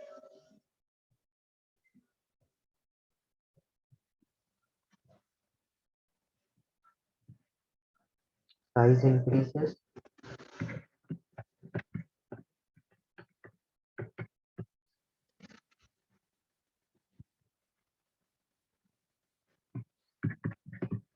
tendency to show catenation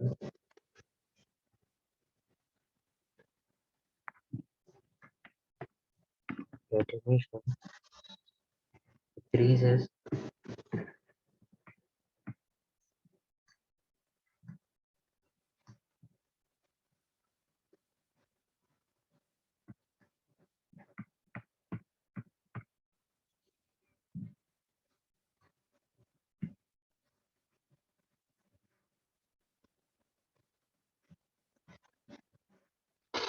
तो ऑर्डर क्या हो जाएगा, order of sir down the group के बाद में क्या लिख सकते हैं? down the group size increases, tendency to show catenation decreasing। तो ये catenation क्या हो जाएगा, order of catenation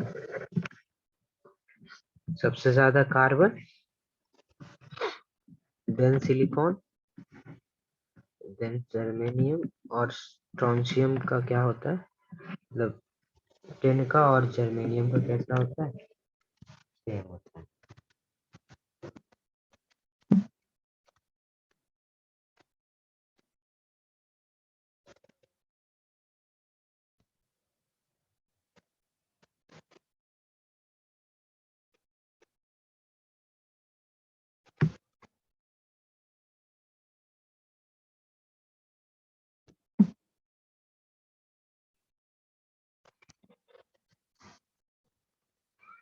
done sir.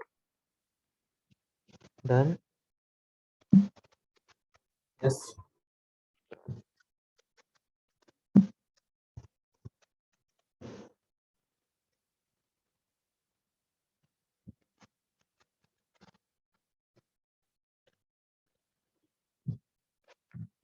अब देखते हैं जरा हम लोग next property. Inert pair effect chemical bonding में मैं थोड़ा सा दिखाया हूँ पूरा।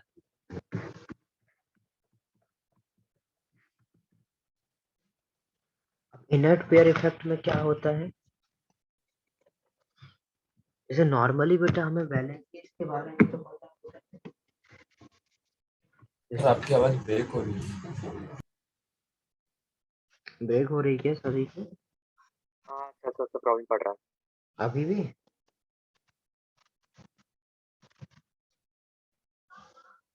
अभी भी हो रही है, ठीक है अभी? सर अभी ठीक अभी हुआ। ठीक है। ठीक। जो इनर्ट पेयर इफेक्ट है, हाँ तो उसके लिए मैं बहुत पूछ रहा था आप लोग से, तो वैलेंसीज तो आपको क्लियर है? जैसे नॉर्मली हाँ बेटा, सर। जैसे नॉर्मली फर्स्ट ए है, सेकंड ए है, थर्ड ए है, फोर्थ ए है, इनकी नॉर्मली वैलेंसी बेटा इसकी कितनी होती है? +1, इसकी +2, +2 +3 लगता है, +3 इसकी +4, फिफ्थ ए -3, 6a -2, -2 7 इस तरीके से -1 नॉर्मली लगता है, करेक्ट? हाँ सर। अब यदि हम लोग जो एल्कली मेटल्स होते हैं बेटा, एल्कली मेटल्स की वैलेंसी पूरे ग्रुप की +1 ही रहेगी फर्स्ट ए की, और पूरे ग्रुप के सेकंड ए की क्या रहेगी? +2 भी रहेगी। +2 रहेगी। S block yes sir. में, इन एस ब्लॉक एलिमेंट में ग्रुप 1 और ग्रुप 2 में आपके कंपाउंड्स यूनिवैलेंट या डाईवैलेंट होते हैं, जबकि ग्रुप 3 में भी एक्सपेक्टेशन होती है कि आपके सारे के सारे एलिमेंट कैसे हो? ट्राईवैलेंट हो। बट बेटा just because of inert pair effect इसके सारे एलिमेंट आपके ट्राई एटॉमिक नहीं होते हैं, और ट्राई एटॉमिक या ट्राईवैलेंट नहीं होते हैं। इसकी वजह क्या होती है? Inert pair effect. जो नीचे के एलिमेंट्स हैं इस पर्टिकुलर ग्रुप में, जो नीचे के एलिमेंट्स हैं उनकी टेंडेंसी होती है वो क्या करें? हायर, सॉरी, उनकी जो नीचे वाले ग्रुप के एलिमेंट्स हैं उनकी टेंडेंसी होती है कि वो लोअर ऑक्सीडेशन स्टेट में जाएं, इसमें जाएं लोअर ऑक्सीडेशन स्टेट में, और उनका लोअर ऑक्सीडेशन स्टेट ज्यादा स्टेबल होता है as compare to higher higher oxidation state. इतना बात समझ में आ गया? हाँ सर। पर सर इनर्ट पेयर इफेक्ट तो बस एस ब्लॉक का प्रॉपर्टी होता है ना? क्या? इनर्ट पेयर इफेक्ट तो बस एस ब्लॉक का प्रॉपर्टी रहता है ना? नहीं नहीं नहीं नहीं, एस ब्लॉक की प्रॉपर्टी नहीं रहता है। एस ब्लॉक के जो एलिमेंट्स होते हैं उसको वो पेयर करके रखता है, वो किसी से रिएक्ट नहीं करने देता है। हाँ सर। समझे? तो फिर मैं थर्ड ब्लॉक में कैसे आ जाऊँ? थर्ड ग्रुप में? थर्ड ग्रुप में क्या होगा? थर्ड ग्रुप में बेटा इसका जैसे सपोज बोरोन है, बोरोन का इलेक्ट्रॉनिक कॉन्फ़िगरेशन क्या लिखोगे आप? 2s2 2p1। हाँ सर। इनर्ट पेयर इफेक्ट क्या बोलता है कि जो एस ब्लॉक के एक ही आउटर मोस्ट शेल के जो एस ब्लॉक के इलेक्ट्रॉन्स हैं उनको पेयर्ड करके रखता है, और वो किसी के साथ रिएक्ट नहीं करने देता है। तो मतलब सर बस एस ब्लॉक से रिलेटेड नहीं, बस एस ऑर्बिटल से ये इफेक्ट करता है सर? एस ब्लॉक नहीं बोल रहा हूँ, एस ऑर्बिटल बोल रहा हूँ। हाँ सर वही मैं खुद को करेक्ट कर रहा हूँ सर। एस ऑर्बिटल, ठीक है। एस ऑर्बिटल के जो आउटर मोस्ट शेल के एस ऑर्बिटल के इलेक्ट्रॉन का, एस ऑर्बिटल के इलेक्ट्रॉन को क्या करता है? वो पेयर्ड करके रखता है, और पेयर्ड इलेक्ट्रॉन किसी के साथ रिएक्ट नहीं होते हैं। समझ गए? हाँ सर। रिएक्ट नहीं होंगे तो इसके इलेक्ट्रॉन इसी के पास रहेंगे, और इसके इलेक्ट्रॉन यदि इसी के पास है, इसका मतलब है कि ये सिर्फ देने के लिए इसको सिर्फ एक इलेक्ट्रॉन है, तो इसका जो +1 वैलेंसी ये सबके साथ नहीं होता है, बोरॉन के साथ नहीं हो रहा है, ये सिर्फ और सिर्फ बेटा किसके साथ होगा? लास्ट एलिमेंट के साथ, जो कि क्या? चलो जी, इसका जो +1 होगा, इसका जो +1 होगा वो ज्यादा स्टेबल होगा किससे, +3 से, जबकि एल्यूमिनियम का +3 इज मोर स्टेबल देन +1। तो सिर्फ लास्ट एलिमेंट के लिए क्या होता है बेटा, सिर्फ लास्ट एलिमेंट के लिए आपका लोअर वाली वैलेंसी चेंज रहता है। ज्यादा स्टेबल होती है as compare to atom. Yes sir. समझ में आ गया इतना, लिखा दूं, ओवरऑल इतना ही है, इसी को मैं Yes, थोड़ा sir. थोड़ा लिखा दे रहा हूँ तो और समझ में आ जाएगा। ये सब तो आपने लिखा है, लिखना है। अभी मत लिखो, मैं लिखा रहा हूँ, उसके बाद ये सब लिख लेना समझ के। अरे सर मैंने लिखना स्टार्ट कर दिया। कोई बात नहीं, तो लिख लो फिर, मैं चालू कर, बाकी यही सब मैं लिखाऊंगा दोबारा।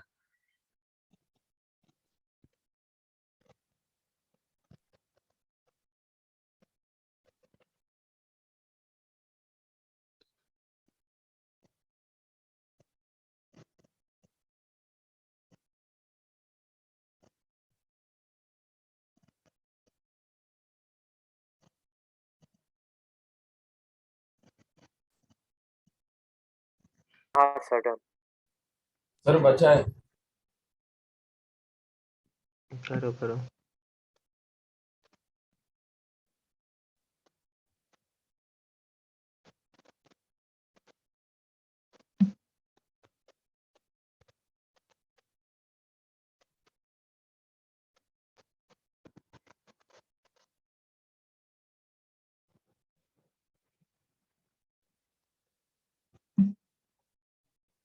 अभियान सर बस लास्ट है।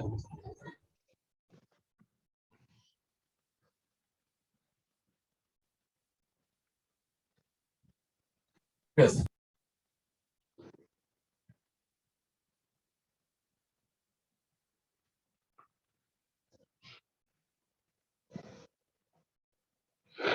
देखो जरा,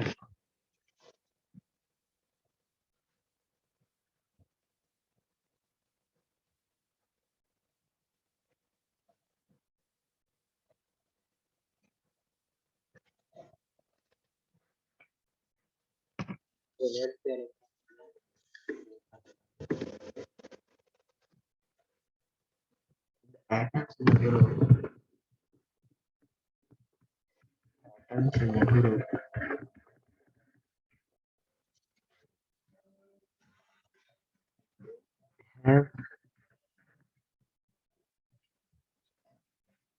have an electronic configuration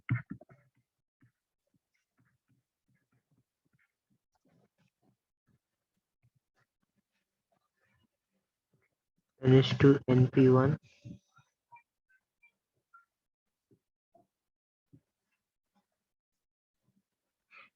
s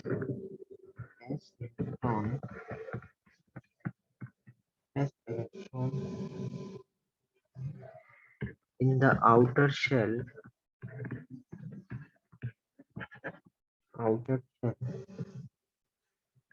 remain paired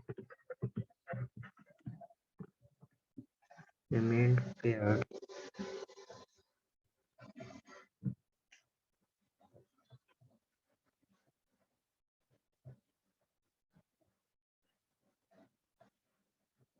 sir आपने इलेक्ट्रॉनिक कॉन्फ़िगरेशन के बाद में NS2NP के ऊपर क्या लिखा है?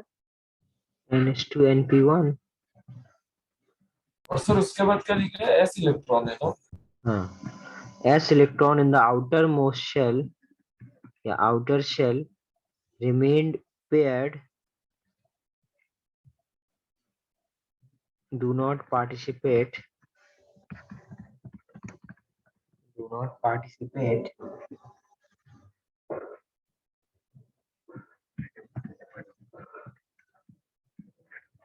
do not participate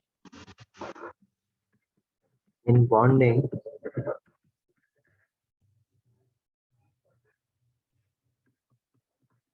this is called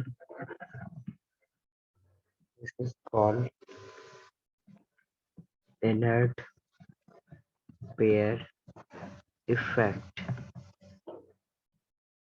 क्या है समझ में, अभी देखो पहले लेंगे वो पेयर ही रहेंगे, वो रिएक्ट नहीं करेंगे। वॉइस बहुत डिस्टर्बेंस सर हो रहा बहुत है। डिस्टरबेंस आ रहा है। अभी सर थोड़ा सा प्रॉब्लम अभी है। सर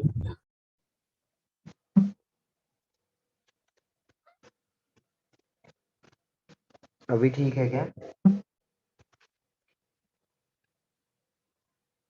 हाँ सर। ठीक है, तो मैं यही समझा रहा था कि जो एस ब्लॉक के एस जो सॉरी एस ऑर्बिटल के जो इलेक्ट्रॉन है वो यदि पेयर्ड रहेंगे तो वो किसी के साथ रिएक्ट नहीं करेंगे और किसी के साथ रिएक्ट नहीं करेंगे। तो रिएक्ट करने के लिए सिर्फ बचेंगे इलेक्ट्रॉन कितने, जो आपके पास क्या होंगे, जो आपके पी ऑर्बिटल में इलेक्ट्रॉन होगा उसमें ये यूज करेगा। तो जैसे एल्यूमिनियम फैमिली है तो उसका जो लोअर वैलेंसी होगी वो क्या होगी, +1 होगी। और जो सिलिकॉन जो आपका कार्बन फैमिली होगी उसकी लोअर वैलेंसी क्या होगी, +2 होगी।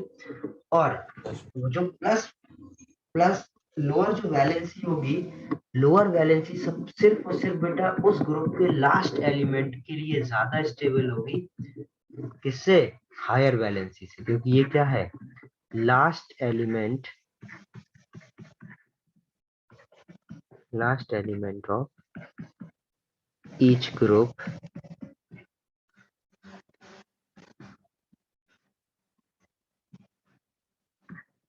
have lower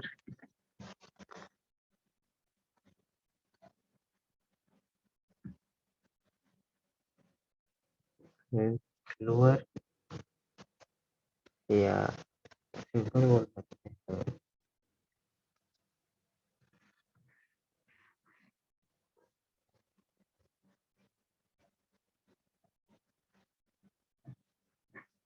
for last element of each group the lower oxidation state is more stable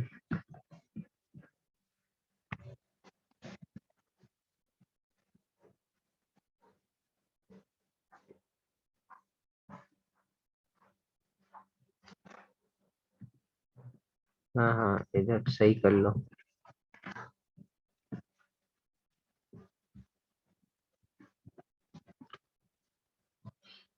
lower oxidation state is more stable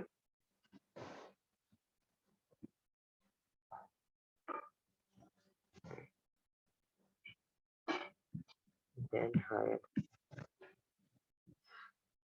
समझ गए? तो यदि आपसे ये पूछा जाए तो ये तो ठीक है, यदि आपको में पूछा जाए तो आप क्या बोलोगे, यही बोलोगे। ठीक है, +3 ही ज्यादा होगी किससे, जैसे आपका पीबी है, पीबी बेटा पीबी क्या है आपका लास्ट है, Pb2+ ज्यादा स्टेबल होता है किससे, Pb4+ से। बट बेटा SN4+ is more stable then SN2+। तो ये आपका स्टेबिलिटी का ऑर्डर था।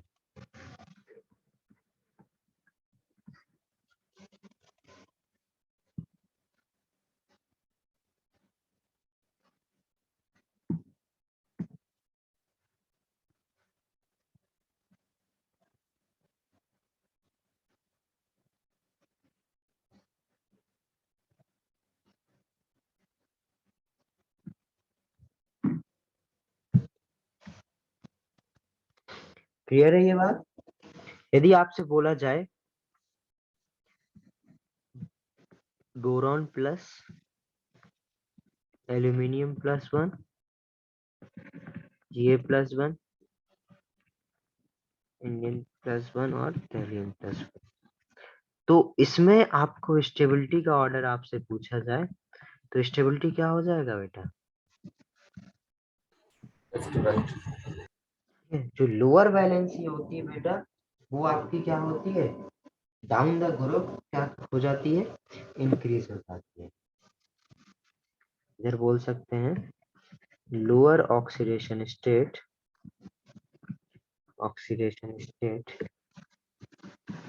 become more stable on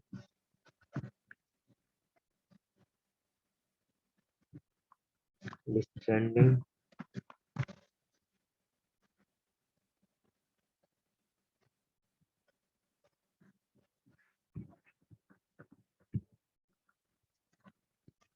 descending down.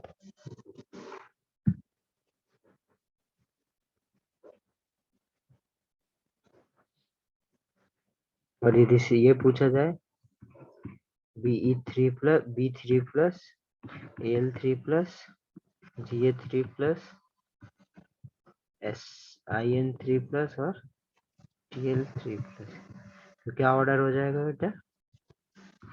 ये हो जाएगा।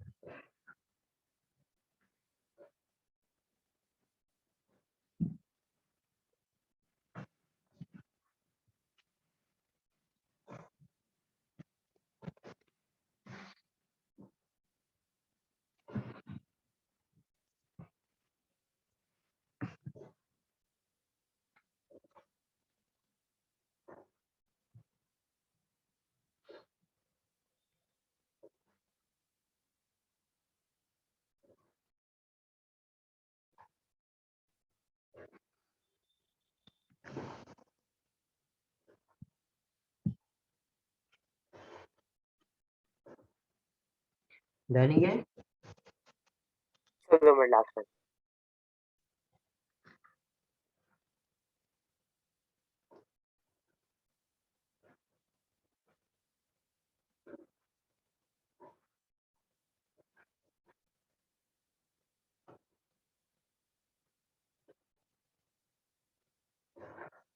सर डाउन द ग्रुप के मतलब जो टीएल के ऊपर जो पावर क्या है? +3 सबके ऊपर +3 ही होगा ना बेटा। इधर हम लोग +3 के हाँ सर वहाँ पे प्लस लिखा था इसके। +3 ऑक्सीडेशन नंबर वाला हम लोग क्या कर रहे हैं, ठीक है, +3 वाला ऑक्सीडेशन सडन लिख लिया। स्टेबिलिटी देख रहे हैं, इधर पे +1 वाला, और ये हमेशा चलेगा ऐसे, ठीक है, ये हमेशा चलेगा आपका।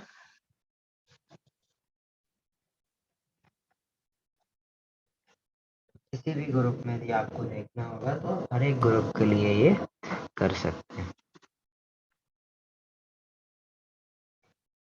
ठीक है, डन सभी का। Yes sir.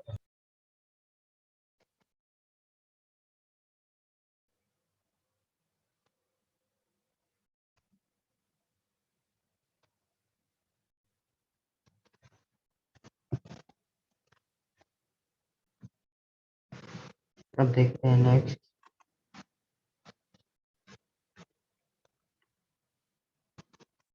इलेक्ट्रॉनिक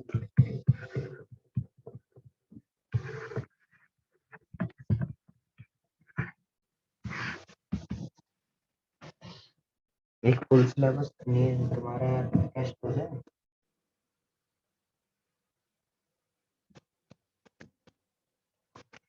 जितना अभी तक सिलेबस पढ़ा है, सर क्या बोला आपने? फुल सिलेबस टेस्ट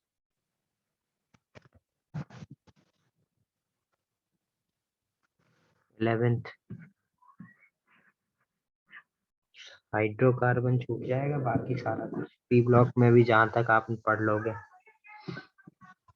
सर कब होने वाला है? Next Monday.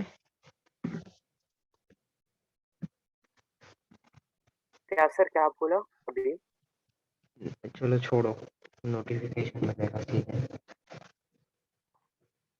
अब देखते हैं हम लोग जरा नेक्स्ट इलेक्ट्रो नेगेटिविटी, मतलब मेंस पैटर्न पे तुम्हारा एक टेस्ट होगा। हाँ सर पता है वो। सर ये आने वाले मंडे को। हाँ शायद आने वाले मंडे को ही होगा।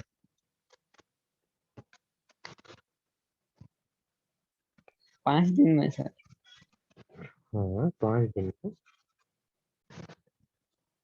इलेक्ट्रोनेगेटिविटी, ठीक है। इसमें क्या है, डिक्रीजेस। अब देखो इलेक्ट्रोनेगेटिविटी नॉर्मली क्या आपको पता है, डाउन द ग्रुप जाने पर down the graph down the group जाने पर क्या होता है आपका, इलेक्ट्रोनेगेटिविटी डिक्रीज करती है। तो नॉर्मली जो इलेक्ट्रोनेगेटिविटी आपका डिक्रीज कर रहा है,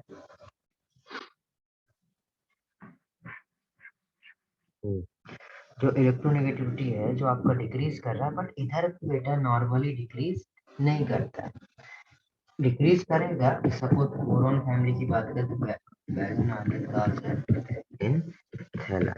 ओके, तो बैगन आलू गाजर इन थैला में बोरॉन की सपोज बेटा आपकी 2 इलेक्ट्रोनेगेटिविटी है, इसकी 1. सर बहुत डिस्टर्बेंस। इसकी 1.5 होती है और इसके बाद 1.5 डिस्टर्बेंस हो रहा है।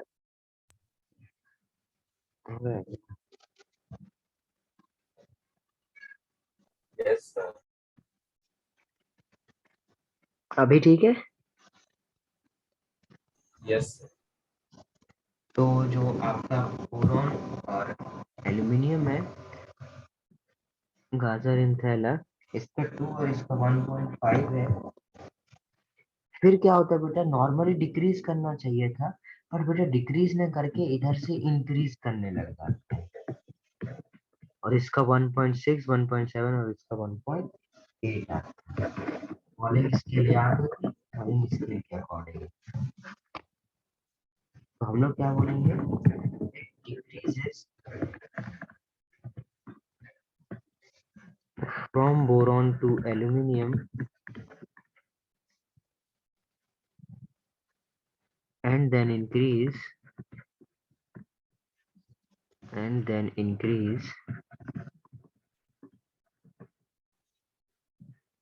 marginally.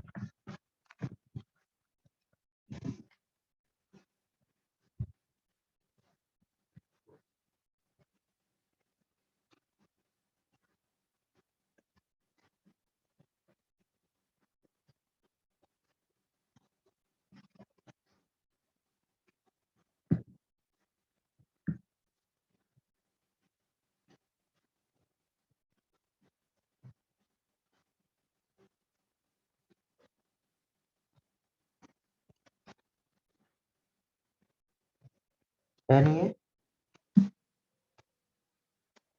हाँ सर।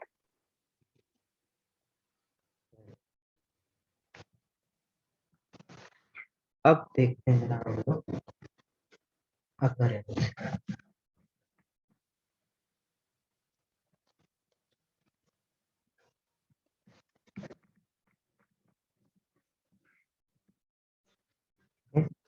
अकरेंस में जो आपका एल्यूमिनियम है वो बेटा मोस्ट अबंडेंट मेटल है और थर्ड मोस्ट अबंडेंट एलिमेंट है। ओके, जो बोरॉन है बेटा वो आपका रेयर एलिमेंट है। तो बोरॉन में हम लोग क्या बोलेंगे, रेयर एलिमेंट। एल्यूमिनियम के बारे में आपको क्या पता होना चाहिए, मोस्ट अबंडेंट मेटल है, ये तो पता होगा आप लोग को। हाँ सर। लेकिन भूल गए होंगे, अभी मैं डायरेक्ट पूछता तो आपको कुछ नहीं याद आता। मोस्ट अबंडेंट मेटल और थर्ड मोस्ट, और नहीं एंड, थर्ड मोस्ट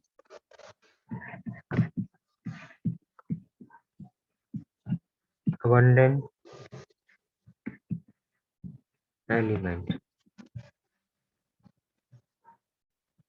ओके, जो आपका गैलियम, सपोज ये क्या होता है बेटा, ये आपका 9 ppm है, ठीक है, और ये होता है 83,000 ppm, जबकि गैलियम बेटा होता है आपका 18 ppm, और इंडियम एंड थैलियम, इंडियम आपका सपोज 0.24 है, ये कितना होगा 0.5 ppm, ठीक है। ये जो आपको बोरॉन है, बोरॉन बेटा हमें नॉर्मली ब्लैक से मिलता है। सर वॉइस ब्रेक हो। बोरॉन है जो बेटा हमें नॉर्मली कहाँ से मिलता है? बोरैक्स से मिलता है। बोरैक्स का फॉर्मूला हमें याद रखना पड़ता है, हम बोरैक्स के बारे में भी पढ़ेंगे। क्या याद रखेंगे? बोरैक्स, बोरिक एसिड,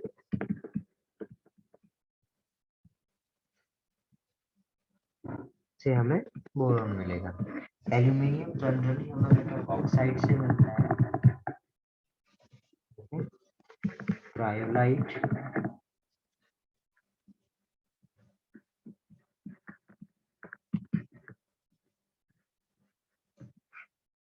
गैलियम हमें ओर्स ऑफ एल्यूमिनियम, जिंक और आयरन से मिल जाते हैं। इंडियम हमें बेटा गैलियस और ईटीएस के ओर से मिलता है,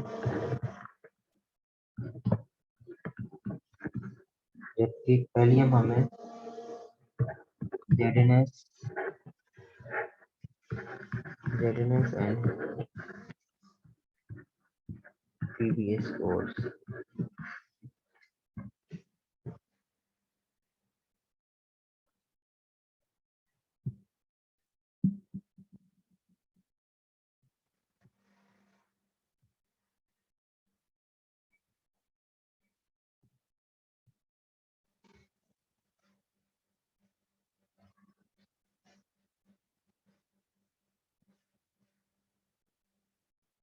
सर आपने गैलियम के बाजू में क्या लिखा है? इसके बाजू में गैलियम के बेटा ores of aluminium, zinc and iron.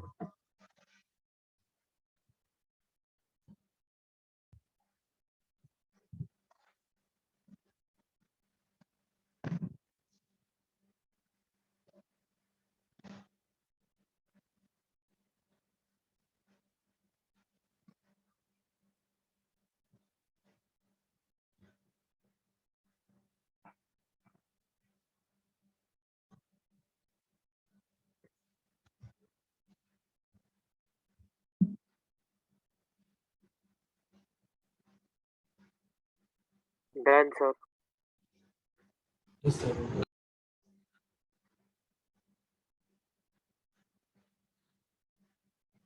है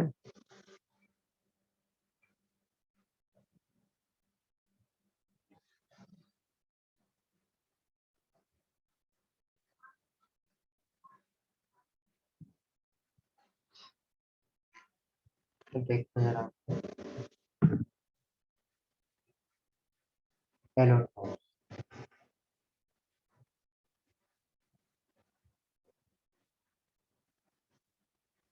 तो देखिए बोरॉन के एलोट्रोप्स नेक्स्ट बना लो।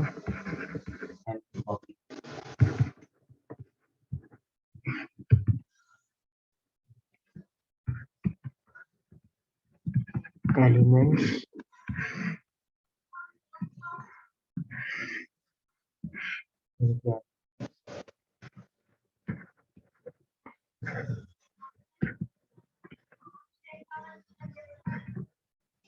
तो जो बोरॉन है, जो बोरॉन के टोटल 5 एलोट्रोप,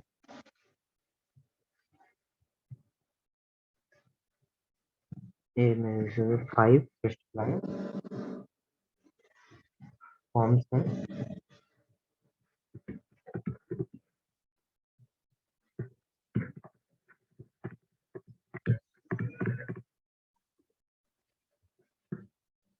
बीटा रोम्बोहेड्रन,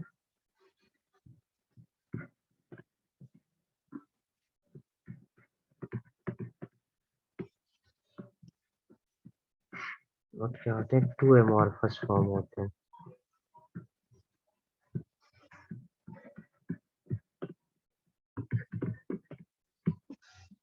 जबकि एल्यूमिनियम का no allotrope,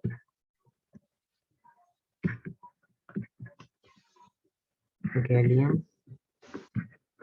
no allotrope,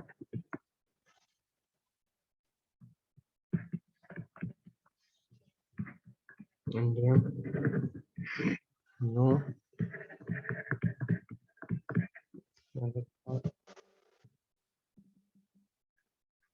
thallium, इसके दो होंगे, अल्फा थैलियम,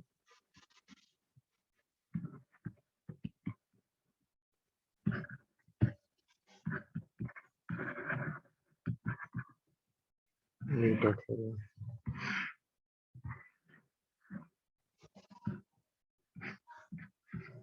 ये आपके एलोट्रॉप का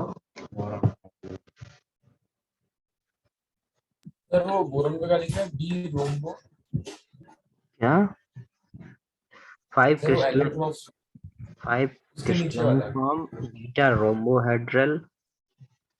रोम्बोहेड्रल बीटा रोम्बोहेड्रल और थर्ड में लिखा हुआ है 2 एमॉर्फस फॉर्म।